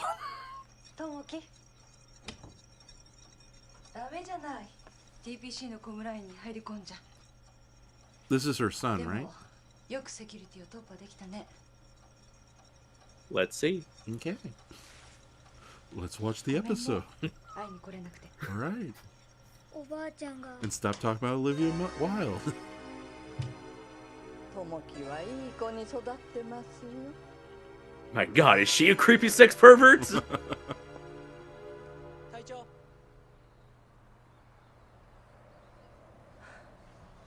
あなたたち。 What are you two doing here? We're creepy sex perverts. 偶然なんですよ。通りかかったらシャーロック止まってんだもん。な。おばあちゃんだけじゃない。みんなおかしいんだよ。天使を見た人たちのことね。大丈夫。僕たちガッツがみんなを守っているからね。よろしくお願いします。 You know, you can tell it's cold weather. Why would you be wearing short pants? That's actually pretty common in Japan. Okay. I've seen it myself. I'm like, how the hell are you not freezing? Yeah. Like, despite my pot belly, I have amazing calves and hairy legs, so I can handle the cold quite well. From the lower half up above, it's like, oh my god, no. I apologize greatly for that image, ladies and gentlemen. Or do I? 辛いのはあの子の方よ。あなたならわかるわよね。私、母親してない。 Is it safe to say, Oh. Cap? What's up? I like that. It's like she has a son, but because of her work always kept her away from him, and she doesn't feel like a real mother.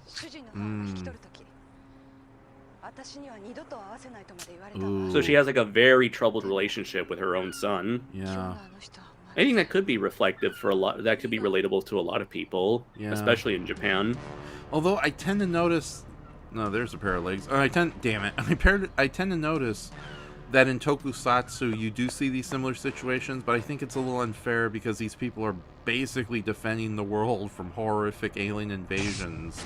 But it does come at a cost of their social lives. Yeah, but they personal lives. Yeah, but they get criticized for it far worse than, say, office workers who spend just as much time at their job. So it's similar to, like, you see it in like American fiction where, oh yeah, I work with the CIA to battle terrorists every day. Who cares? You're not coming to my baseball party. You're never there for me, Dad. Yeah, exactly. So, even though you put food on the table and risk your life every day. And save hundreds and millions of lives every second. I hate you, Dad. But that's not the case here. It's like, you can tell that the son does not hate his mom. He's just feels very distant from her. Okay, then it's yeah. Although the attitude of the mother-in-law doesn't help. Right. And yeah, mother-in-laws can be like that. Yeah, in-laws, scumbags. 私はもう死んでいるの。人間はそんなに弱くない。質量は計測できませんが、凄まじい磁場を形成しています。どういうことだ？何かがいるということです。おい、見ろ。 Remember me, babies? When I invaded your planet, I talked just like this!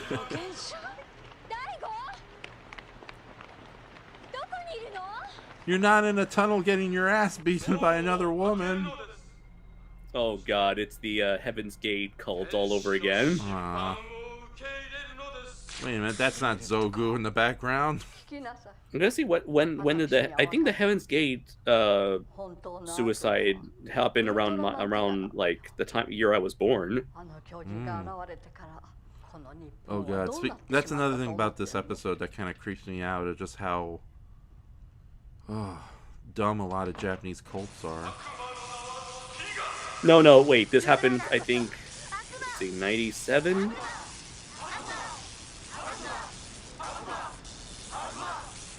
Yes, it was 1997, so I was 5 years old, and it did happen in San Diego. Okay. No, I just meant like the... Wait, hold on. Wait, this is 1997. This movie was... This episode came out, like, what, 1996? So... I mean, the cult was active around this time, well, I guess. I'm not just talking about the Heaven's Gate cult. Just Japan has its, its recent history of just insane cults left and right that I could imagine. Oh. And this episode kind of like shows a lot of the really stupid attitudes people would have. Interesting. Yeah. Thank goodness you live far away from the major cities, but Yeah, because I know hear about any of that in the 6 years that I've lived here. Oh my goodness. I got videos to share with you. So happy science, my friend. Warrior King says, is it the same Kyrieloid, or is he the same? Is he using the same disguise as the first one? It's probably the later than the former. Yeah. Because the Kyrieloid that shows up in this episode is referred to as Kyrieloid 2. I do have to admit, I like this Lovecraftian door that just shows up out of the sky. It's a really cool prop and very well filmed. I like that they're using like a completely different tactic here. Whereas first they were just like directly going for the Tiga people and Guts, but here it's like they're actually enacting their plan regardless of the Tiga Guts people, instead doing what I assume they were planning to do from the get-go. Yeah. And Warrior King replies to my comments earlier about unfairness. Yeah, I know it's done for character drama, but... Oh, wait a minute. I know a few people who wear shorts in winters. I have no idea, but I do personally despise it's cold and envy anybody who can handle it better than me.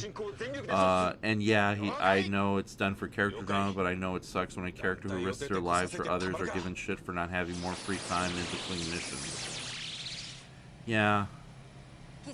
Just terrible melodrama, I think I'm... Because you see it a lot in American television, too. True.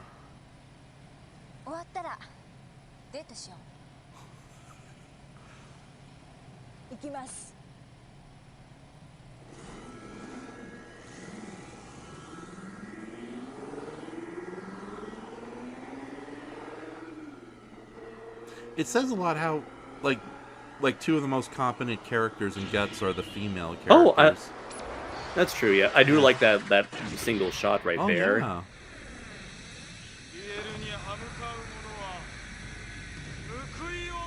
It's funny how these like whoever did the subtitles for these episodes spelled Kyrieloid completely differently in both episodes for the subs.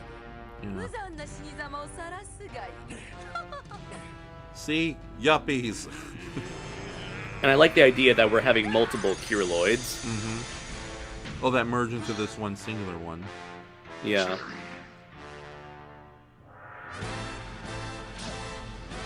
Oh, and he's got like a different face. Yeah. Yeah, it's a more fearsome face, like she said. He doesn't have sad eyes, he has angry eyes. Oh, did you see that? What? When the Kyrieloid did that backflip, it accidentally hit that one building and made it shake. I didn't see that. Yeah, it destroyed the illusion. No stars! The Kyrieloid sucked all along! Oh god, why am I even doing this show?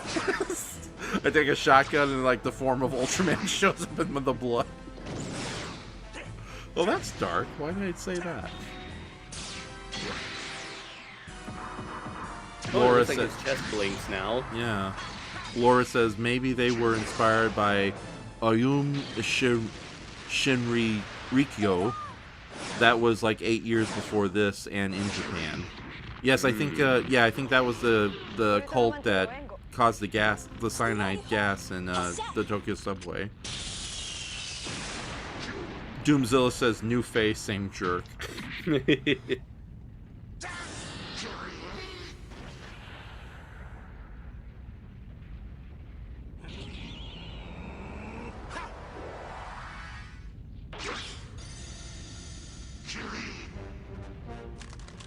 Oh, I forgot he had a super form.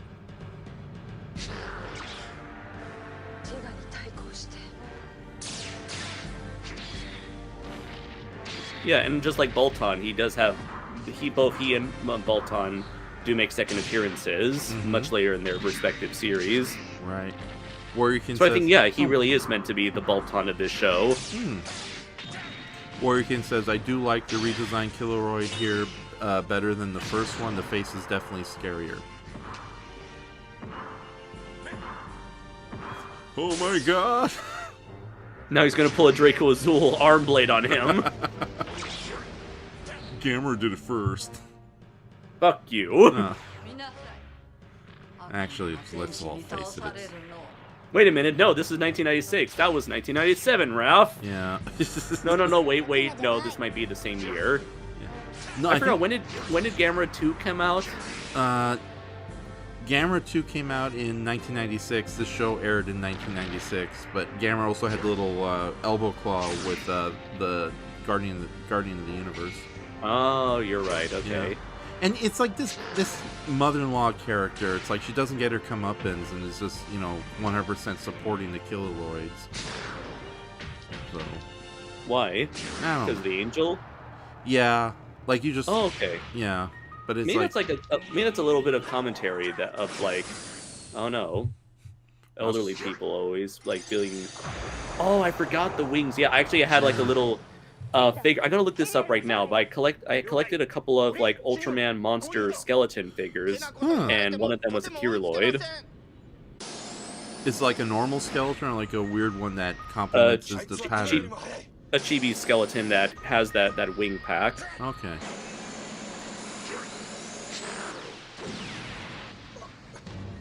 It was those like little mini figures that always come with like a little stick, little like piece of gum. Mm-hmm. Well, that's a neat flying shot.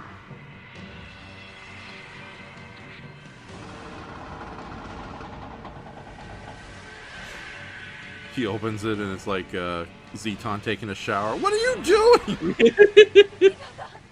Sorry.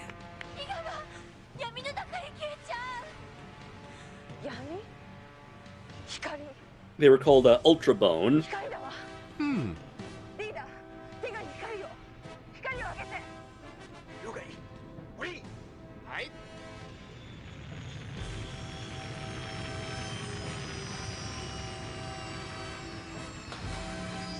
It's an impressive model set, but I have to admit, I'm getting flashbacks to tattooed teenage alien fighters from Beverly Hills. Yeah, what can you do? Yeah.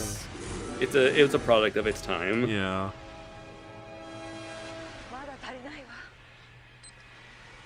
やつみたいにこの回線をテレビ局に流して了解全放送局の回線に割り込ませますいっぺんやってみたかったんだよね地球平和連合ガッツ隊長はエルマめぐみです皆さん目を覚ましてください天使と自称している彼らこそが悪魔なのですウルトラマンティガは私たちを守ってきてくれました今度は私たちが力を上げる番ですお願いですティガに光を与えてください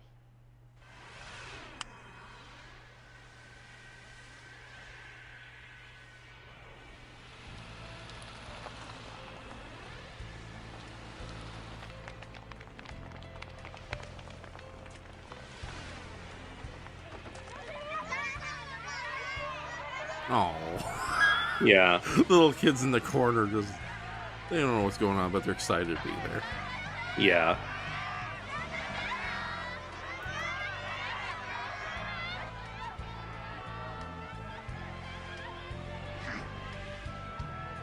Oh, well, that's a really good effect. Yeah.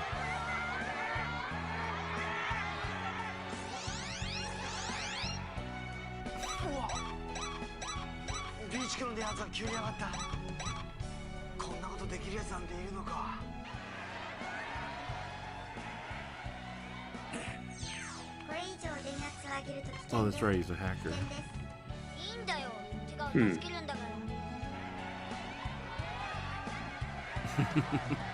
Symbolism! In all honesty, though, this sequence always gets to me. It's very nice. Oh yeah, I'm definitely feeling it there. Yeah. Oh, and look at that, it's like the touch of God. Oh, yeah. That's cute.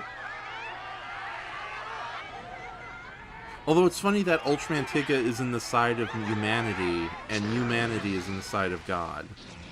So, you know, in the comparison of the touch of God. Yeah. Very interesting. Oh, then again, wasn't it humanity that gave Tiga the power to become glitter by the end? Yes. So there we go. Man serves God, Ultraman serves humanity. We're starting our own cult, by the way, ladies and gentlemen. We'll sell you some Ultraman Tiga Snickers at the end of the show. I just sent you 2 images of the Ultra Bone figures. Okay. The first one I sent you features Kyrieloid. Okay, through the private chat or Facebook? Facebook. Okay, then I will get those when this episode's over. Okay. I did collect all of this. I'm not sure which series of Ultra Bones this is, but I did collect all of them. It was called Ultra Bone X. And the second picture I shared with you, is like the first series of Ultra Bone. Okay.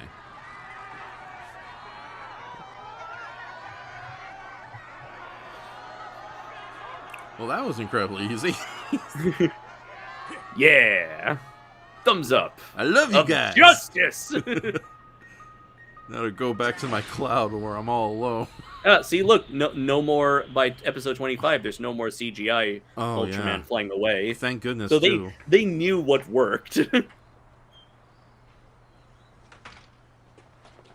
Oh, she's saying I had to change her heart. Okay. ヤズみたいがね、面白いこと調べてくれたの。B 地区の電圧を勝手に上げた不法回線侵入者の居場所。ごめんなさい、ママ。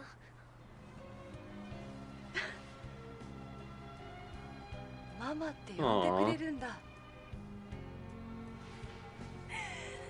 You're still going to jail, you little son of a... Don't ruin it, Ralph. I'm sorry.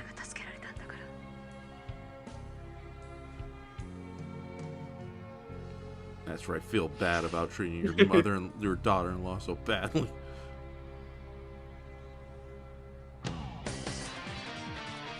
I like how the scene goes on, even during the credits.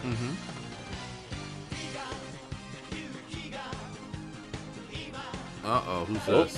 What could that be?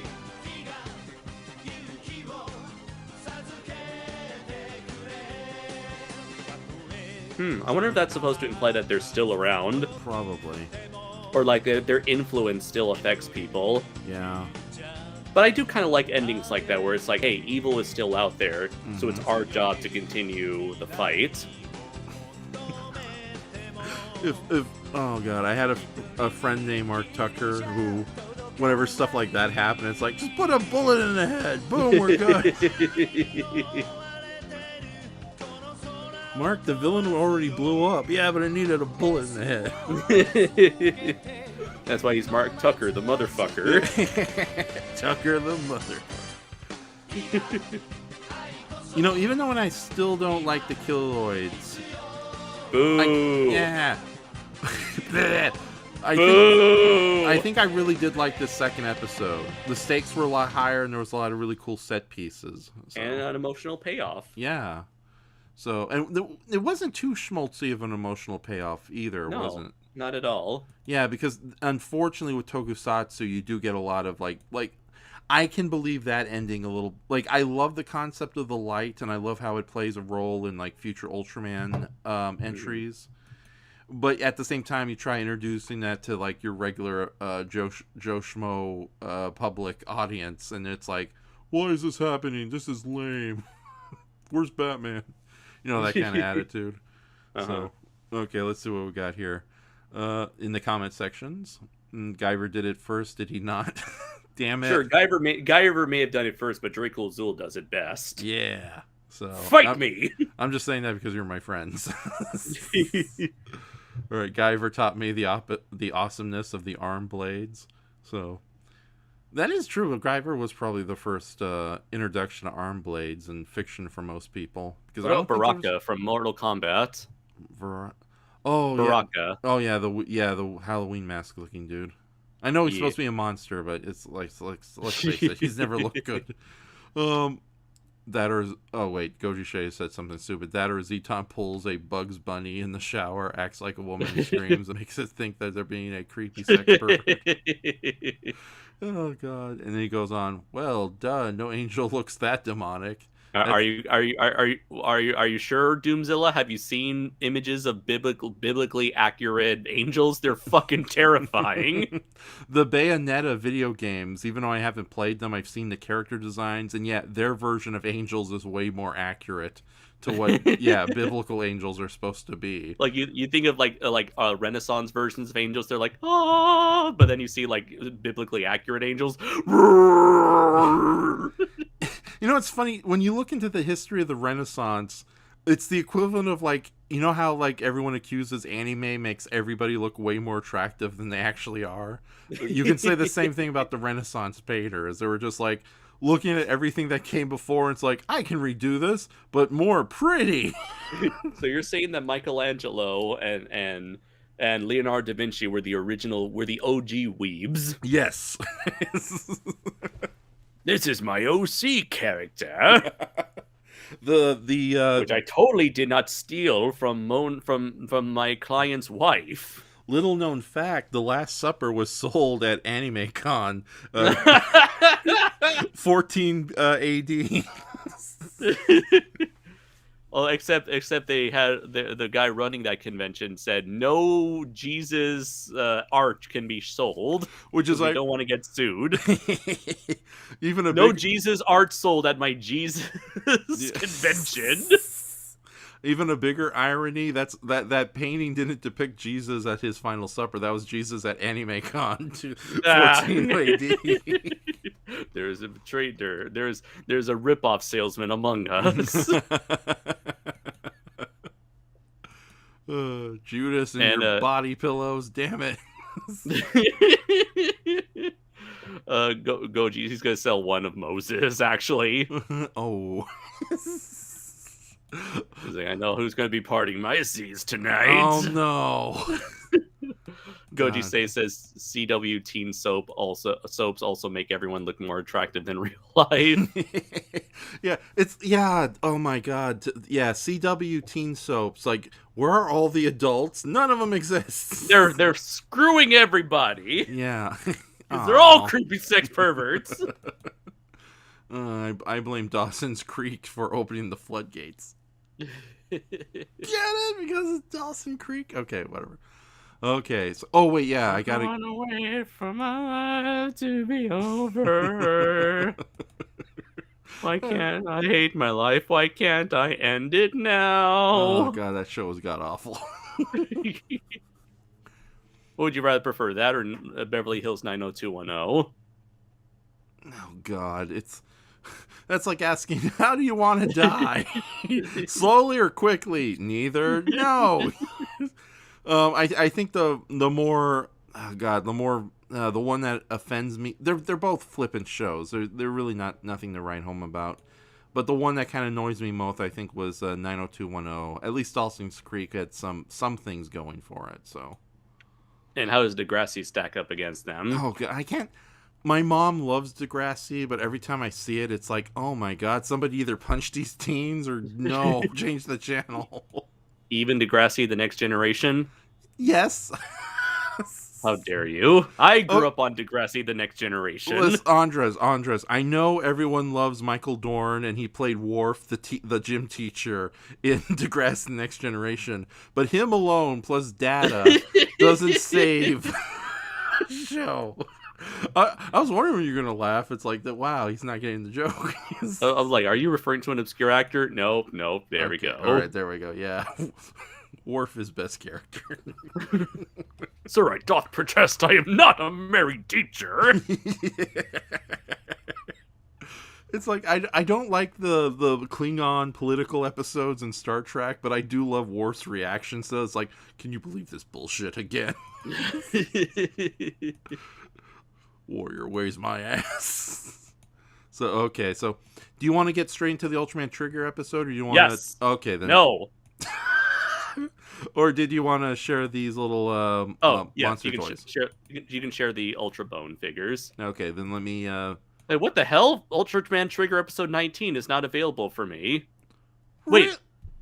No, wait. This says Sam Messenger, the Ultraman official fan 2021. Oh. What? Okay, so I guess you gotta share it on your end through StreamYard. Shit. Okay, wait a minute. Why can't you watch on your end? Because you're not sharing the official Ultraman YouTube channel. Oh, wait a minute. Sam Messenger, the Ultraman. Holy crap! How did that happen? Okay, hold on. I got played. Hold on. I'll go to the official channel. Yeah, somebody illegally downloaded that episode and uploaded it themselves. How did I mistake them? It's easy. They practically look the same.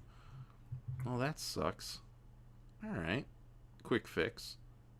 It's alright, I got him on the channel right now, so just share that in the chat. Okay, yeah, let me get the official link and then we'll be okay. So, holy crap, tonight's a cursed episode. What's today's date? ENSHOHMA Day. Okay. Oh, wait, yeah, we have the first image with all the different figures there if you want to talk about it. Let's see. I guess I'll just wait on my end for it to show up, or no, I'll just continue. So the first image here is a collection of the Ultra Bone, one of the releases of the Ultra Bone figures. As you can see, they are skeletal figures of the following monsters: Kyrieloid 2 from Ultraman Tiga, Vakashim. I think Vakashim was like from Ultraman Ace, Nars from Ultra 7. Oh, yes, Vakashim is from Ultraman Ace. So thank you.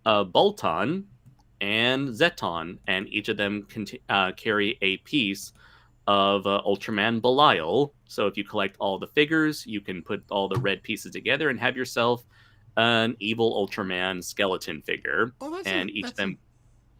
Yeah? No, I was going to say, that's a neat little gimmick. Yeah, and each of the regular of the 5 figures contain a random colored variant, a special colored variant.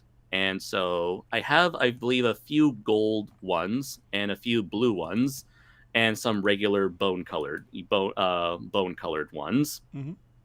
So yeah, I believe I bought these. Yeah, I definitely bought these before I came to Japan.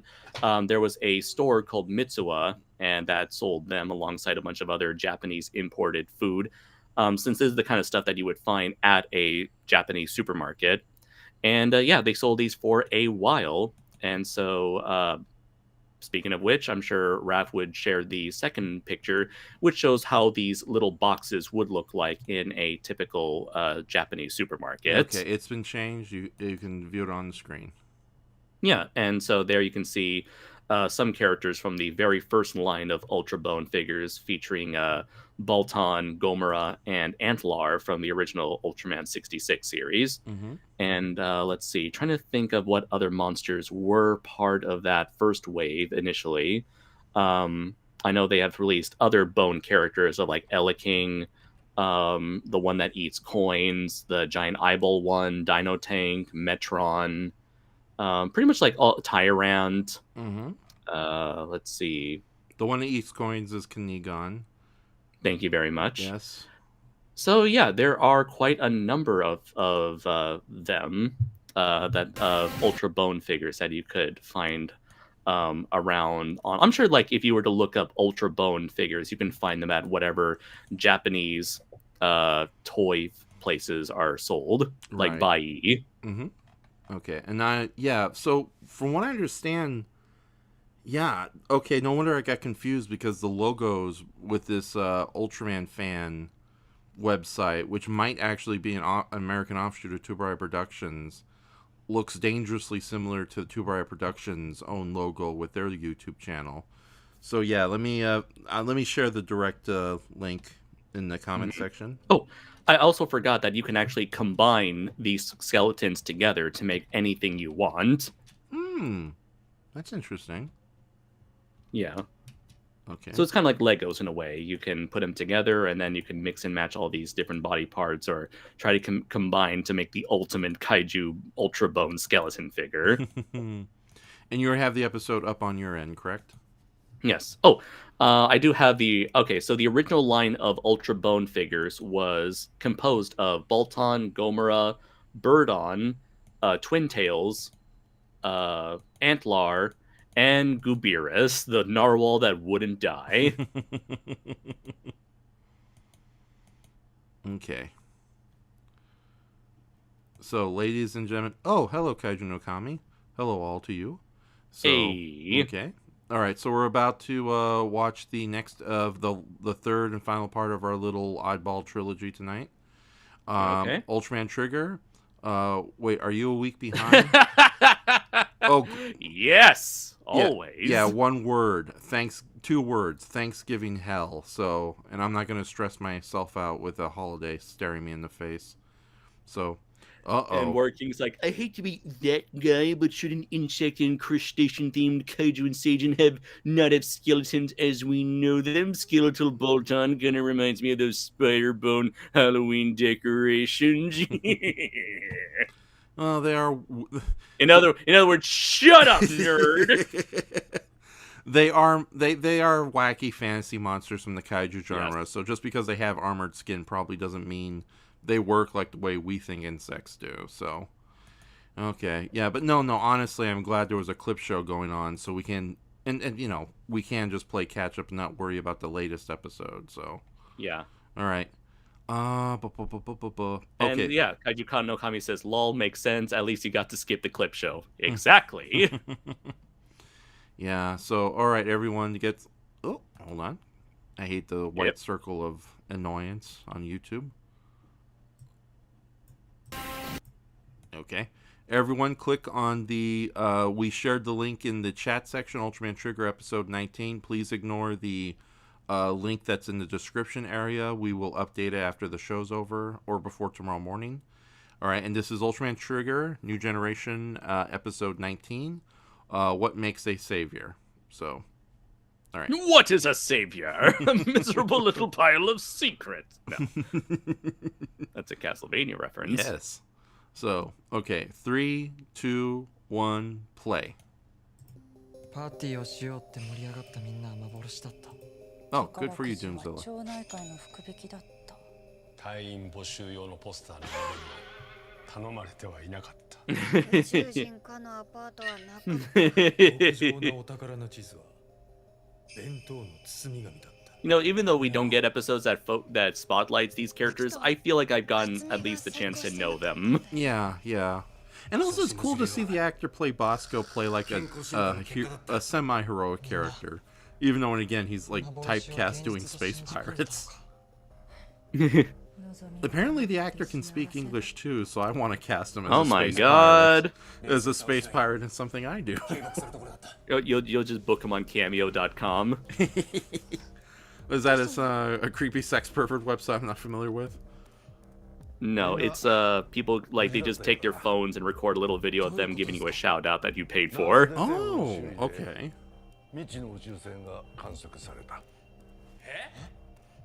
この宇宙船は人間の脳に作用し、願望や Goji says, but enough swatches you have at it, Andres.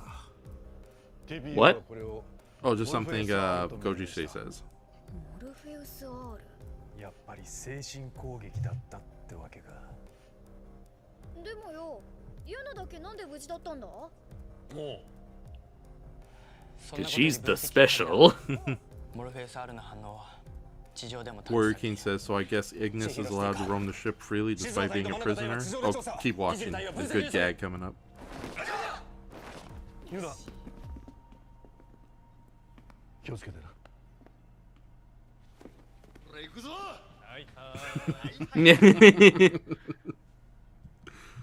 They're still friendly with them despite being their prisoner.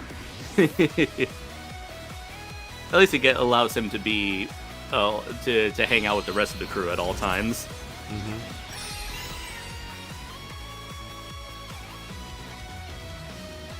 Sorry, Kaiju no Kami. It's a personal preference.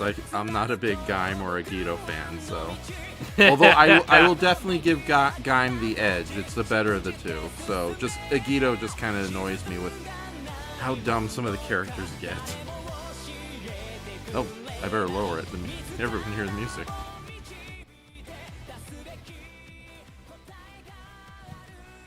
Plus, I think I'm more spoiled on the Showa era Kamen Riders. So. Like Amazon. Yeah. The best Showa writer. Oh, yeah. He can rip any monster apart with his bare hands. My brother Miguel, he loves the Showa era Kamen Riders, but it's like, oh, but I couldn't get into Amazon. It's like, why? It's too gory. That's why it's the best. It's like, I thought the monsters just blew up, not bleed to death. The exploding is for cowards. Dude, imagine, like, I kind of wish we went back to like the Ultra 7 ways of dismembering kaijus.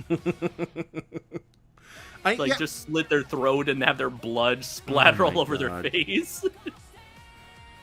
I would kind of like a return to like more violent kaiju battles. Like, it's funny, I know a lot of people love Kamen Rider Amazons, the late night show, but the violence in that is pretty tame compared to the original Amazon. Oh yeah, and even isn't Ultra like all the 7. blood just like black ink or smoke or something? Yeah, as opposed to like... It's not the same! When Ella King got his head chopped off, purple blood sprayed out like a fountain. And then it exploded! Yeah. Yep, and that's the second head that they sell. I think I told you last week, or like in the last stream, that they are selling that Nars Desi for like $70. Oh yeah, you did. And oh yeah, that Ultraman they're selling it for roughly $40. The superposable SH figure arts.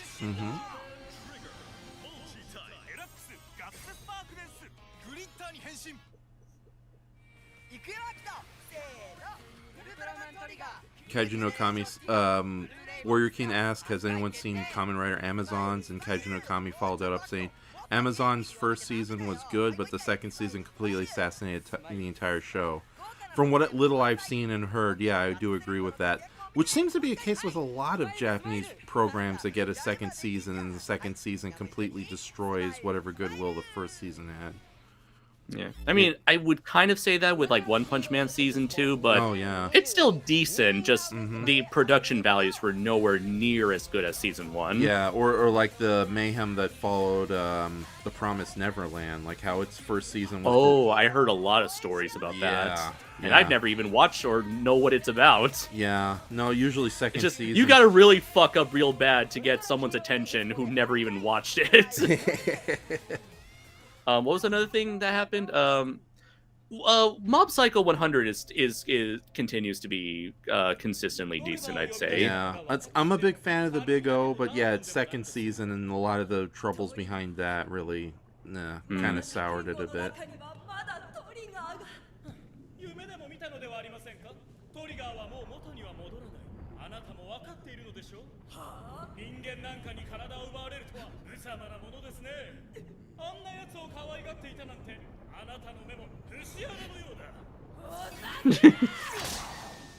Nobody likes you, head drum.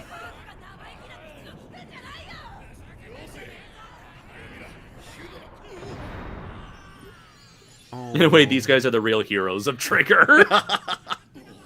No, Dargon, his heart's been broken. I'm sorry, Dargon's just a big softie. I love him. Who likes to punch walls and scare women while stalking them. Right. Pat, does this make your heart race? No, you freak! Oh, that's right, the flashback from last week's episode. Or technically 2 weeks. You know, I do wonder why they decided to have another clip show so close to the end of the series. Like, halfway, I kind of get that, because that's what most shows do. But near the end?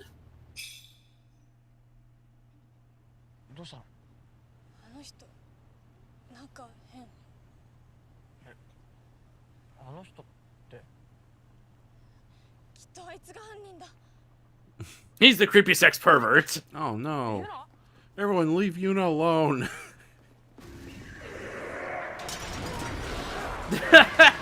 That's funny. Yeah. Oh no, mommy and dad here are fighting again.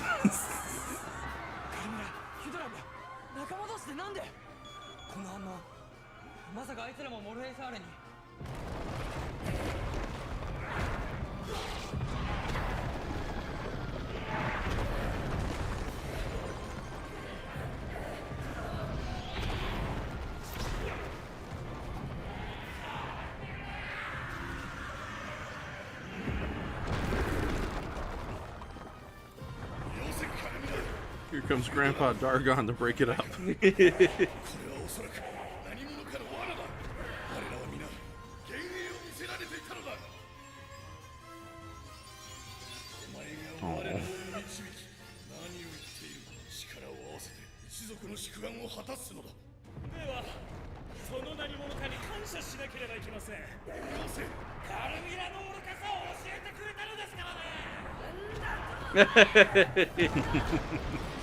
Oh snap. Oh, that's a good panning shot. Yeah.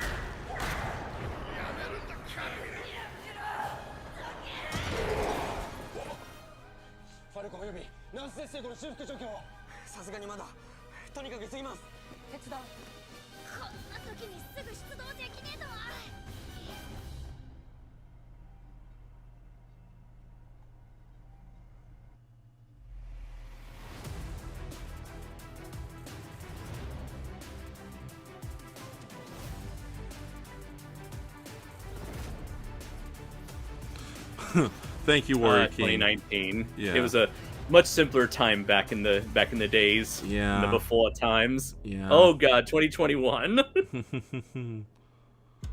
Warrior King says of Dargon, the lovesick bruiser is the voice of reason, and Doomzilla says it's amusing he's the peace giver between the three. Yes. So I want to make it clear I like Big Ho, period, but it's clear that the second, like, everyone knows the behind the scenes bullshit that happened with the second season. So, I don't. Yeah. Adults, originally they just wanted to continue the story and just have more adventures. Yeah. But the Adult Swim insisted that they answer all the big questions of the Big O, and it led to... Like, I don't mind the weird revelations that showed up in Big O, the second season, but at the same time it's kind of sad that it was all because none of it is followed up on. Yeah, and it was all just because the money men from the American side said to do it, so...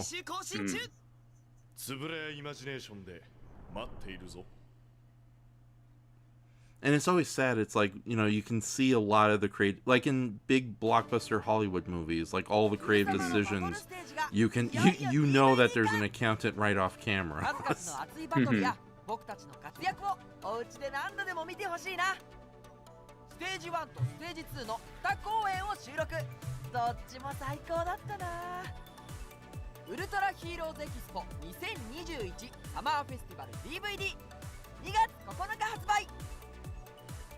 And also the clip show that's currently airing, it's not a part of the main series. It's another one of the D-Ban spin-off episodes. So we can definitely miss and not worry about having to catch it up next week. Okay. Laura Ficken says, so the Big O got the Twin Peaks treatment. Not as weird as Twin Peaks. So it's still an enjoyable show, though. I recommend if you haven't seen the second season. I still thoroughly enjoyed season 2. Yeah.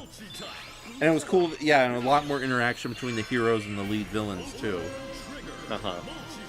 Oh, yeah, and the lead villain himself is great. Yeah, Gabriel Rosewater.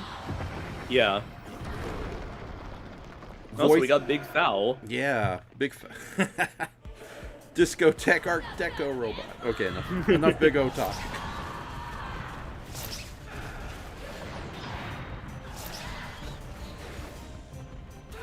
Whatever you do, Trigger, stay away from any mud areas. Warrior King made a joke about that earlier, like, Hudrum, don't do it, she likes it dirty and rough.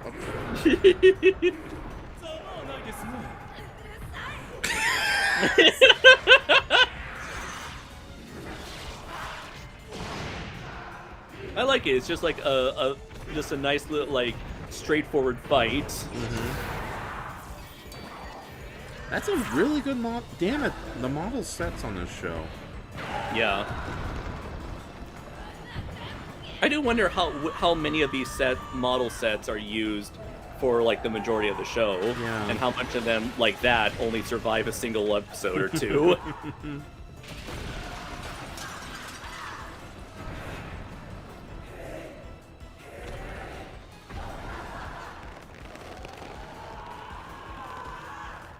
Yes, Laura, I agree. That's like, we're not talking about the second season of Big O in the quality of the story. We meant about the behind-the-scenes nonsense. So. 私は試してみた。可能性がある者たちを。他の者たちは皆失格した。欲望に飲み込まれ、我を見失った。 Of course, you gave them what they wanted, and they wanted it, you dip. 資格を持っている可能性があるのはあなただけと判明した。救世主の資格を。To quote Brayton, that's a big manly face.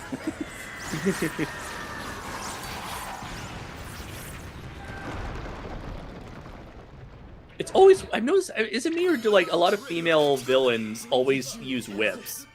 Yeah, especially in Japanese fiction. I guess like maybe whips are seen as like a feminine weapon, Yeah, because of its like slender shape. Yeah, I know. Of course, there's the famous Catwoman in American fiction, but no, in Japan, a lot of female supervillains and monsters have whips as weapons. Now the sunset fight. I wonder how the prop to do the sunset works. Because it's clearly not bright enough to be like a giant. Oh god, single. What was it when they shine beams in the sky? Spotlights. Floodlight. Yeah. Floodlight. Yeah. No, not a floodlight. Like a spotlight. So. Oh, that spotlight. That's something that's like they hang on like near the roof, the ceiling of a theater. Okay.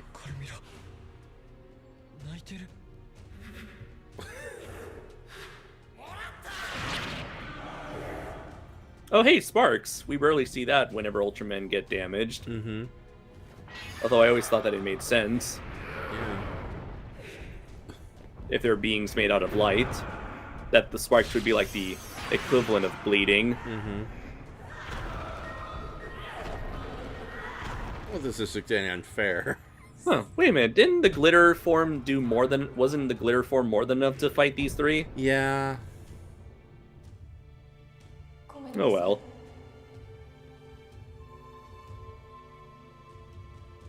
I'm probably going to read this wrong. Oh, she knows what happened. I'm probably going to read this wrong, but Warrior King says Nigatas are popular weapons for female characters in Japanese fiction. Too correct.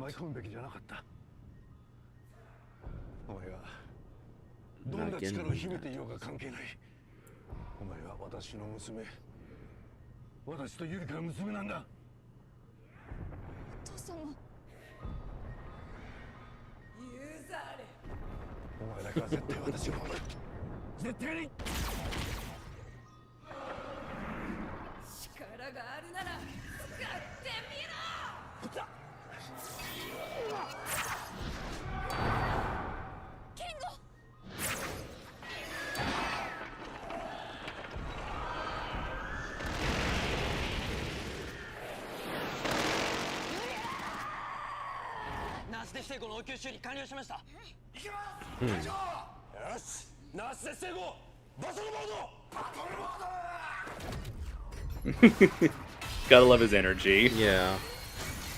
I really would have loved to have seen a focus episode with him. Uh-huh.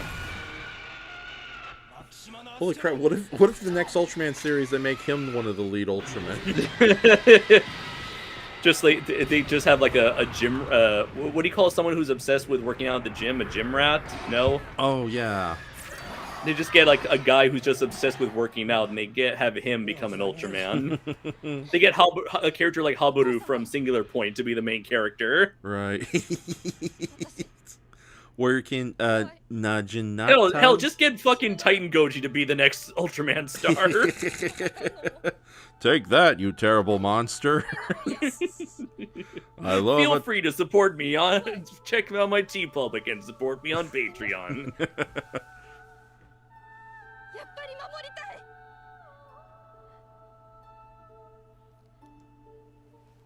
I agree, Kaiju no Kami. All of the cast should have gone in focus episodes.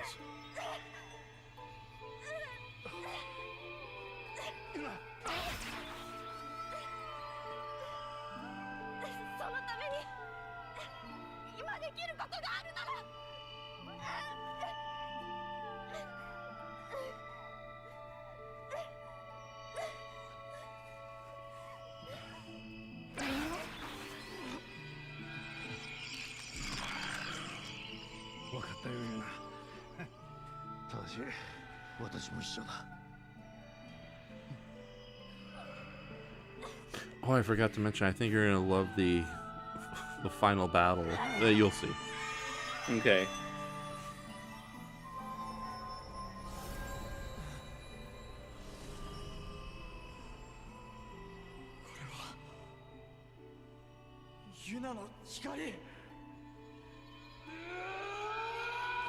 Kaiju no Kami says instead of 4, all the cast should have gotten focus episodes instead of 4 clip shows. Each character should have had an episode to develop them.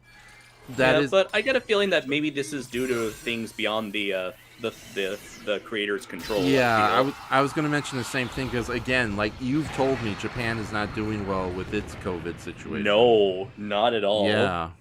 Especially their economy is going down the tubes. Like for every month that passes by, everyone is losing money. Yeah, so I guess, God, it's almost as bad as like a lot of the limitations that affected the Japanese film and television industry during the oil crisis. Mm-hmm.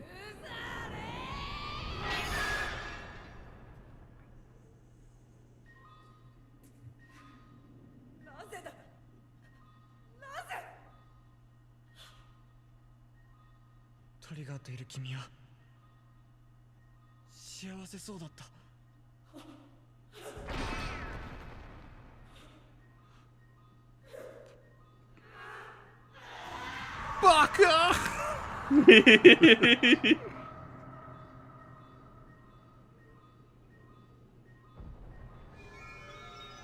Goji Shea says, "You sound like the English dub line from Godzilla vs. King Ghidorah there, Raph. Take that, you dinosaur," but just with Titan Goji's lower voice. Ah, here we go. You're gonna love this. Mm-hmm. そのような存在に強大な力を手にし救世主となる資格はない。 Ooh.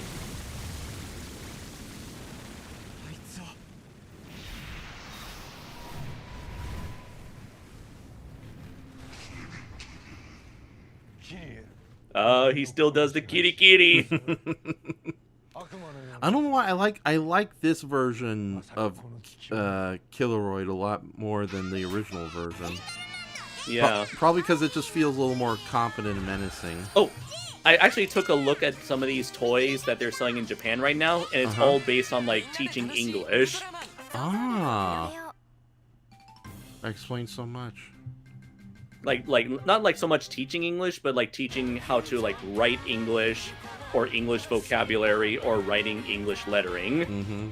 Except for the little like Ultraman stacking figures. That's I don't know what that is about. Right. Although I do remember toys like that. They were like little like robot toys that you can move their arms and legs up and down to stack them that way. Uh-huh.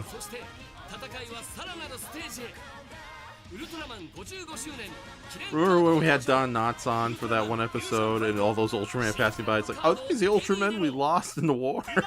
And then you replied, no, these are the Ultramen who no longer have relevance.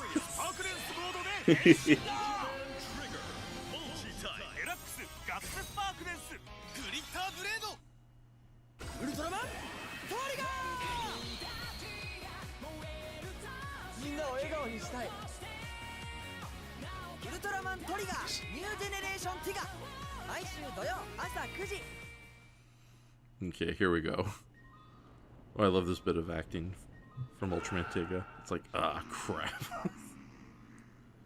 So we have a Kyrieloid. Okay, so we finally have a new official spelling for him from the Subaraya channel. Yeah. I like that subtitle, The Infernal Warrior. Yeah, I do like that they're going more for that like that more cultist angle that was used in the second episode. Yeah. His second appearance. Curie.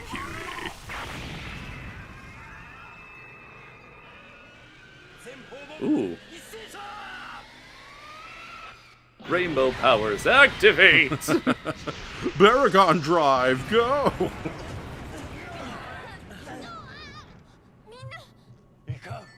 Okay, here we go. 光もう一つ光があるお父様の中にある光彼と一緒に戦った勇気と希望がまだ輝いてる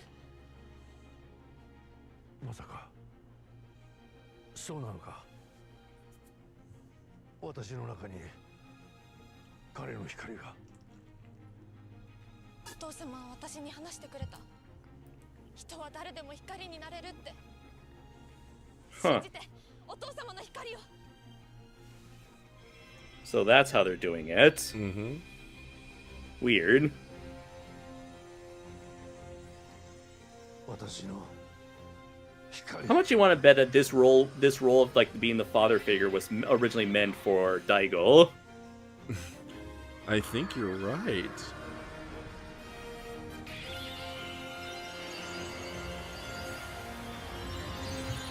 There's a boy! Oh crap, I'm screwed. Oh, I love that shot. Mm-hmm. Good to see you, old friend.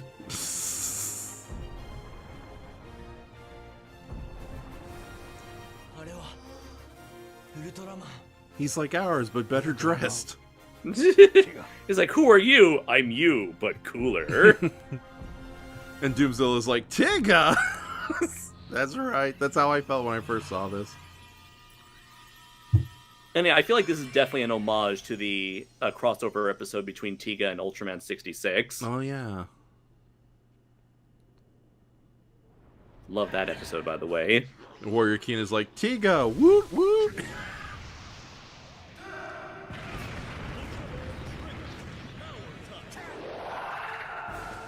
Yeah!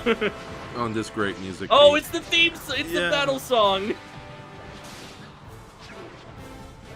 Like, even when I wasn't enjoying the original Ultraman Tig, I would hum this song all the time.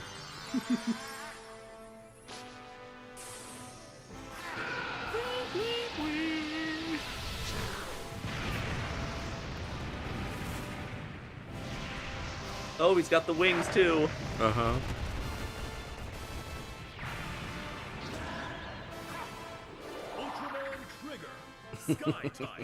Meanwhile, Tiga's like, who the fuck is saying that?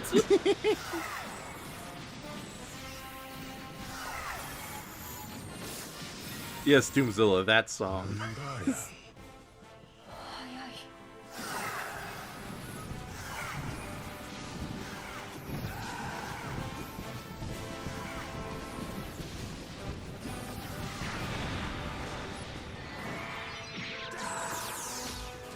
Yeah, this is an awesome fight right here.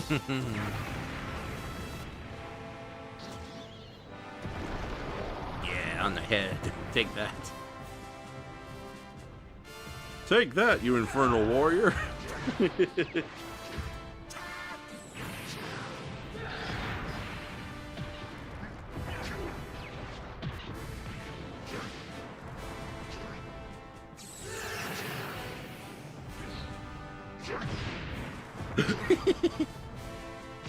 I'm liking these like crazy close-ups. These more frantic shots. Yeah. I usually don't like Steadicam, but when it's kind of creatively done and done in moderation like that, it's definitely cool. It's kind of strange, surreal seeing like how Tiga is now the anniversary special guest when he at one point was the latest one in line. Mm-hmm.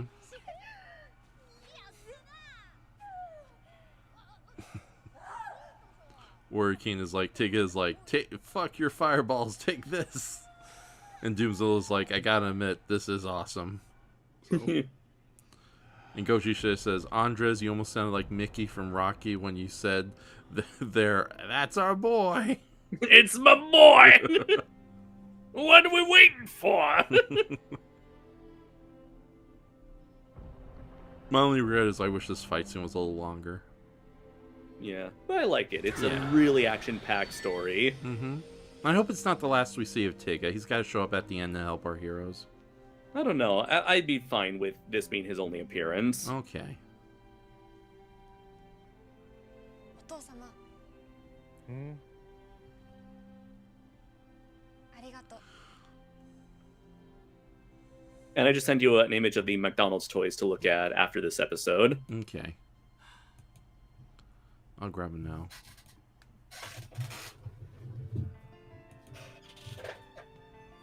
Yeah, that was definitely a blast. Like, even on top of the whole nostalgia, the obvious nostalgia baiting, it was really fun just sort of seeing the tension build between the main villains. Mm-hmm. And you can tell, like, we're really coming to a head where it's like she's on the verge of having a mental breakdown, and Chimera's just gonna have just one last go at Ultraman, one-on-one.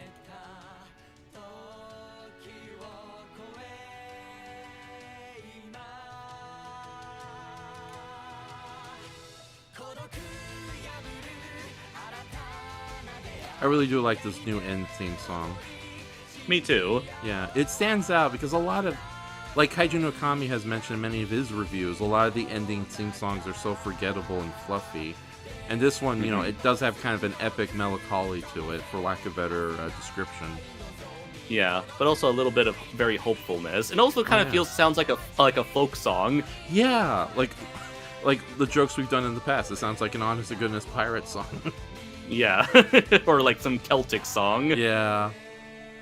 We'll go down and fight the monsters tomorrow, full of happiness. Like this sounds like something you'd hear in like Lord of the Rings as well. Mm-hmm. See, unofficial clip episode. We can skip this.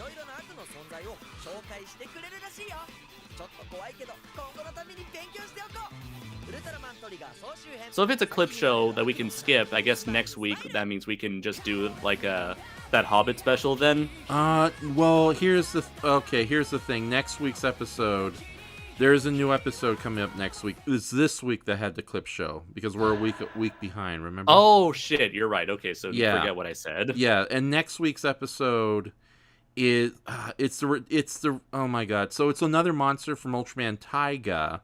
And of course, Ultraman Taiga, the series with the 3 Ultraman inhabiting one human host.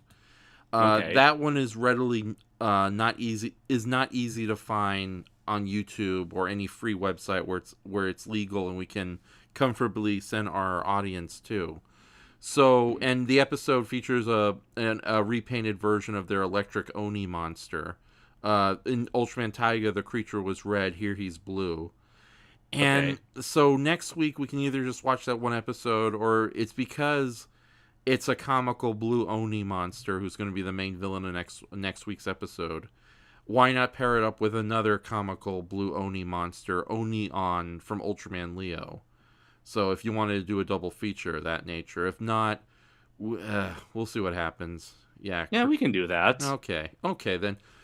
Blue Oni. The theme is Blue Onis next week, ladies and gentlemen. So. You ain't never had an Oni like him. Yeah, and plus it'll be an episode of Ultraman Leo I have not seen, so I'll go into it as blind as you are. So Okay, but yeah, that's the problem. Like, I'm happy they're reusing the Ultraman Taiga monsters because they did introduce a really cool handful of original monsters in that series. But it's also kind of sucks that, and I wish I had an official reason why, because even Kevin Dorendorf doesn't know Darendorf. I like, okay, Darendorf, as Brayton would say. Ganondorf. Yes. Kevin Darendorf, even he doesn't know why Ultraman Taiga isn't allowed to air on American YouTube. So maybe they just saw it as that much of a failure, and they're like, nope, forget that. Yeah, I think it's sort of a weird copyright situation. The reason why Ultraman RB wasn't allowed to stream weekly, and only because of a contract commitment they had to the Japanese broadcasting station. Only now Ultraman RB is now available in America, but yeah, for a while it's like no weekly uploads for that outside maybe the first 2 episodes. But yeah, so we're gonna do Blue Onis next week. So, and with Yeah. as far as the Hobbit live watch goes, yeah, Lynn says she'd be up for it on Saturday, but that'll be the weekend of the 18th, and that's 2 weeks away from now. So, Okay. yeah, but yeah, and Brayton says he's okay with whatever happens, and that gives me a little more breathing room to do the title card. Because yeah, I'm really looking forward to, like, the sketches for it so far have been really cool, so I'm happy with weight. But it's simplest. Yeah, we'll see. Yeah, whatever. Let's talk about toys. Okay, so yeah, I just sent you an image of what they're currently selling at McDonald's right now. And it's a bunch of English-themed Ultraman toys. Well, they're doing the same thing that they do in America, where they have toys for boys and toys for girls. The girls' toys are once again based around Precure. For those who don't know what Precure is, it's essentially this generation's Sailor Moon. With way more violent villains. No idea. Okay, I saw a retrospective of Pure Coral, and oh wait a minute, Precure. Sorry, I'm getting that pure. Or if you want to go by the official English title, Glitter Force. Right. No, I'm getting Glitter Force mistaken with Symphion, the musical. Symphogear. Yeah, sorry about that. And I only know that because of their collaboration with Godzilla. And I think Gridman, maybe. Yeah, Godzilla and Gridman, you are such marketing whores. By the way, are you going to order the Gridman hot sauce online? No. What about the angriest taco kit?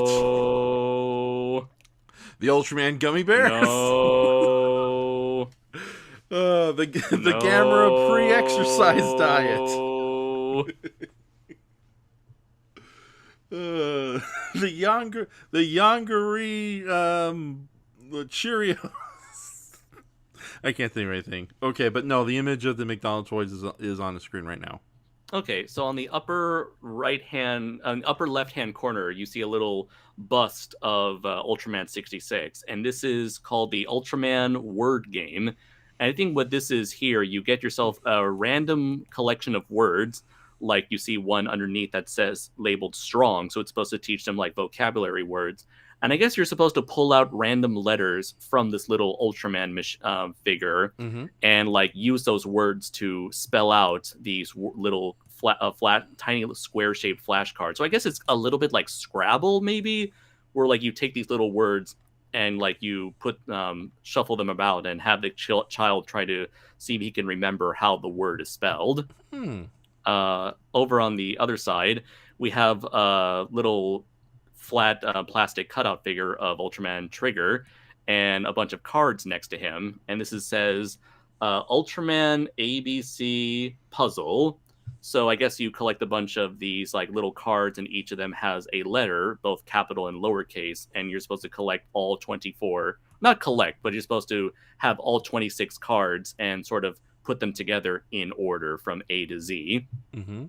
Next up, we have the Tsumi Ageru Ultraman Heroes. So these are have nothing to do with teaching English. They're just a bunch of little plastic Ultraman figures that you can stack on top of each other. And on the lower left-hand corner, you see an Ultra 7 figure that says Ultra 7 Ultra I. So with the Ultra 7, this is actually a figure that you fold in half and you use as sort of like a decoder. So you're supposed to put the decoder over the little red spaces around the little chibi Ultra 7 picture to decode what the message is on that card. Next up, we have Ultraman Taro. That says Ultraman Taro ABC Stencil. So this little Taro head contains various stencils that you can use to help children learn how to write a lot of these letters in English from, again, A to Z. And finally, we have the little Ultraman Zero pen and little, what do you call it? Like a little marker board, I think. And it's called the, let's see, Mizu, I think it was Mizu Dekakeru Ultra Ultra board. That's what it is. Okay. So it's pretty much like you just use a little Ultraman Zero pen to just write whatever you want on the little board. So I guess it's there to practice writing English freehand after learning how to spell and write with the other toys. So yeah, I found it very, very interesting that Tsuburaya is using these McDonald's toys to sort of help children help children with their English education, with very, very, very basic English education. And I wonder if this has any sort of relation to Tsuburaya attempting to reach an international audience with Ultraman in a way of like, we're showing the English audience our Japanese stuff, and we're trying to help children learn English, maybe to sort of bring the two audiences across the ocean together. Or it could be just two completely unrelated things, and that this is just them helping children learn English because English is considered a very important skill that all students learn from elementary school all the way to college. Hence which the reason unfortunately why you're in Japan. Exactly. Okay. And no irony here. That's Yes. exactly why there's a lot of people like me who have the jobs here. So when that is the case, I feel like, yeah, they do prioritize English. I guess they try to prioritize English education here in Japan, but the sad fact of the matter is that you don't need English to live in Japan, and so you need Japanese to live in Japan. So for a lot of students, they end up forgetting everything they learn, all the English they learn in school by the time they enter college and eventually enter the workforce. Yeah. The only time that they go back to learning Japanese or learning English is so that they can potentially get a higher paying job, because being bilingual is certainly a really sought after skill that not a lot of people have. So that's why I tend to have a lot of adult students who wish to use that English in their work life. So yeah, I just find it very interesting, the idea of using a popular IP like Ultraman for English education. Yeah, and I find that more interesting than the toys themselves. Yeah, no. This is why it's so cool that you're our man in Japan. You can share these really cool factoids with us. I'm the man in the field. Exactly. Our man in Havana, Japan again. So, you're like Nick Adams. And you see, I wouldn't be talking about these toys so much if it weren't for that English angle, because, like, we've seen tons and tons of McDonald's toys where they're cheap little figures that you play with for like 5 seconds until you get bored and then get a real toy over at Toys R Us. Yeah. But it's this weird, it's very bizarre approach. Not bizarre, but very unique approach that I haven't seen until now. Or maybe they have done it before. I just never saw it done with an IP that I care about. Yeah, with that said, do you think that's the reason why these McDonald's toys have been kind of shown on the Ultraman advertisements in the show itself? That they're kind of a significant deal?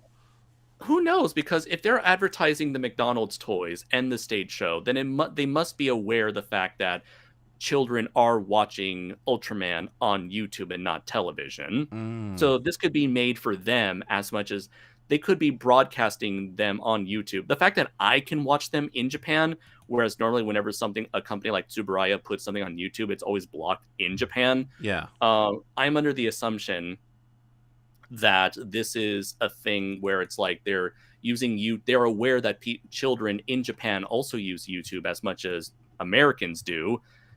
So this is their way of reaching out, killing two birds with one stone, reaching their entire audience and advertising to them at the same time, and moving away from television, or at the very least keeping up with the times. Okay, cool. So anything else, or you think we're good? Nope, that's pretty much it. That is the Ultra Report, my friend. Okay, excellent. So, with that says, I've grown... Okay, so the episodes are good. I'm not 100% there as far as Kyrieloid love goes. But I do have a newfound respect You for the will character. join our cult soon. Yeah. You will believe in the angel not who gonna- will open the gates to heaven. I'm not gonna wear those dumb little glitter wings. So, oh my goodness. So, but no. For the most part, I think I did like the big improvement on the character for this third episode. He definitely came feeling like a far more competent threat than he did in the first 2 episodes. So, and also it's just cool to see Ultraman, Trigger, and Tiga team up. So, like, I know we kind of complained about the problems and the nostalgia earlier, but you know, sometimes it is. I recognized that and I clapped! Oh my god! ATDTs! Red King! Ella King! King Joe! So that was my impression of not Rich Evans. I almost said Chris Evans again. Ah. Rich Evans. Oh my god. So okay, so yeah, but the effectiveness of you saw in the private chat the little message, right? Uh-huh. Okay. Well, okay, so here's the thing. The effectiveness of an alien trying to convince people that it's a god. Do you think it's you think such a thing could work or no? Well, the fact that Scientology exists, I would probably say so. Yeah, although I think the Kyrieloids know how to do it. I doubt there'd be any other aliens out there. It's like, uh-oh. What's that? What's going on now? Oh, God. Oh, no, this guy. Hi, everybody. It's me, Alien Belongi. And I just wanted to let you know, I'm not an alien. Is that right, Andres? For I'm secretly the Star God. Because I'm the Star Man. I'm a star. So, anyways, how much money do you think you give to the Church of the Star God, Andres? Andres? He left. I'm all by myself now. Here in the stars. Oh, Wales. Hey there, audience. You guys want to give me money and then worship me? I'm more than just some lonely alien who just... Anyways. Okay, let's see here. I guess I'll read some comments. Later. Goodbye. No. Ain't doing this. Oh, All right, I'm back with the shotgun. Oh, no. Don't shoot me. Okay. I'm going to give you to the count of 10 to get you lying, ugly, no good keister off my property before I pump your guts full of lead. 1, 2. I'm leaving.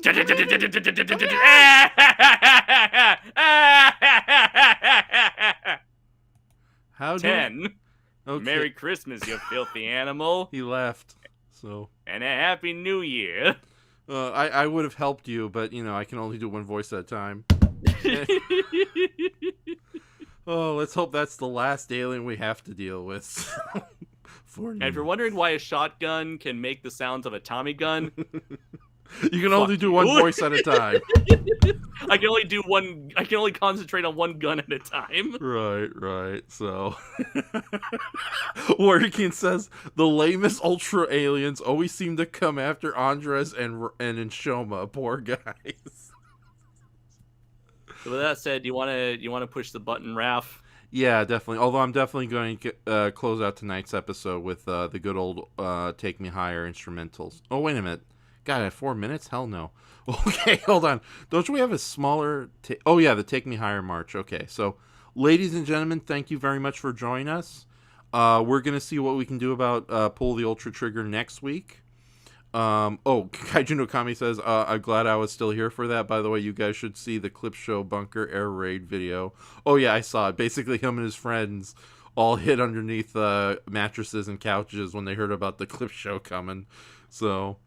yeah, but no, and of course Doomzilla got a big laugh out of it. Gojishe says, Raph, did you have to do a Mr. Yankee impression for that guy? If you've seen the original Alien Pelongi episode, yeah, you could see that voice would match. And then, that's pretty much it, guys. I think we're gonna call it a night. Thank you for joining us for this extended episode of Pull the Ultra Trigger. Next week we're gonna do the Blue Oni episode, although just be Just know it's tentative, depending on what Mr. Andres' schedule will be like. But for now, it looks like we'll be doing it again on Sunday night, 8 o'clock, usual time, Pacific Standard Time here in California. So, all right. And so, in the meantime, be sure to look forward to my appearance on the online convention, KasaCon. Just look over to that, if you don't mind sharing that link again, Ralph. Oh, yeah, okay. Yeah, just give me a below. minute. I'll be appearing as a guest for 2 panels at for the online convention, KasaCon. Just go over to their website. That Ralph will share again in the chat. Register for free, and you'll get access to the KasaCon Discord, where the convention event will be held. I will be a part of the Kaiju panel alongside Keith Foster, the creator of the indie Kaiju comic Kadoja, and I'll be part of a writers panel discussing character and world building. So yeah, and in the meantime, if you haven't checked out Primal Warrior Draco Azul, you can already find it on Amazon, available on Kindle and Comixology, and you can follow me on Amazon. You follow me on Twitter at PW_Draco Azul, as well as Facebook through the Primal Warrior Draco Azul page, and on Instagram through Kaiju Noir. Exactly, and also those links that all those Kaiju Noir links that he mentioned, KasaCon has been shared again in the chat. I will update it within the description before tomorrow morning. And all his other links he mentioned are in the description right now, along with my DeviantArt page, my official Facebook, my official blog, my Twitter, my Instagram, and Patreon if you feel like donating to the show. I know I said that wrong. So, but no, guys, thank you very much. This is always fun to do. Thank you, Andres, for joining me again. So, Alien Palonga, you suck! Oh, no! So, that was him being sad. It's so funny. He's so sad there. Okay. And that's it. So, good night, everybody. We will see you next week. So, Shuach! Indeed.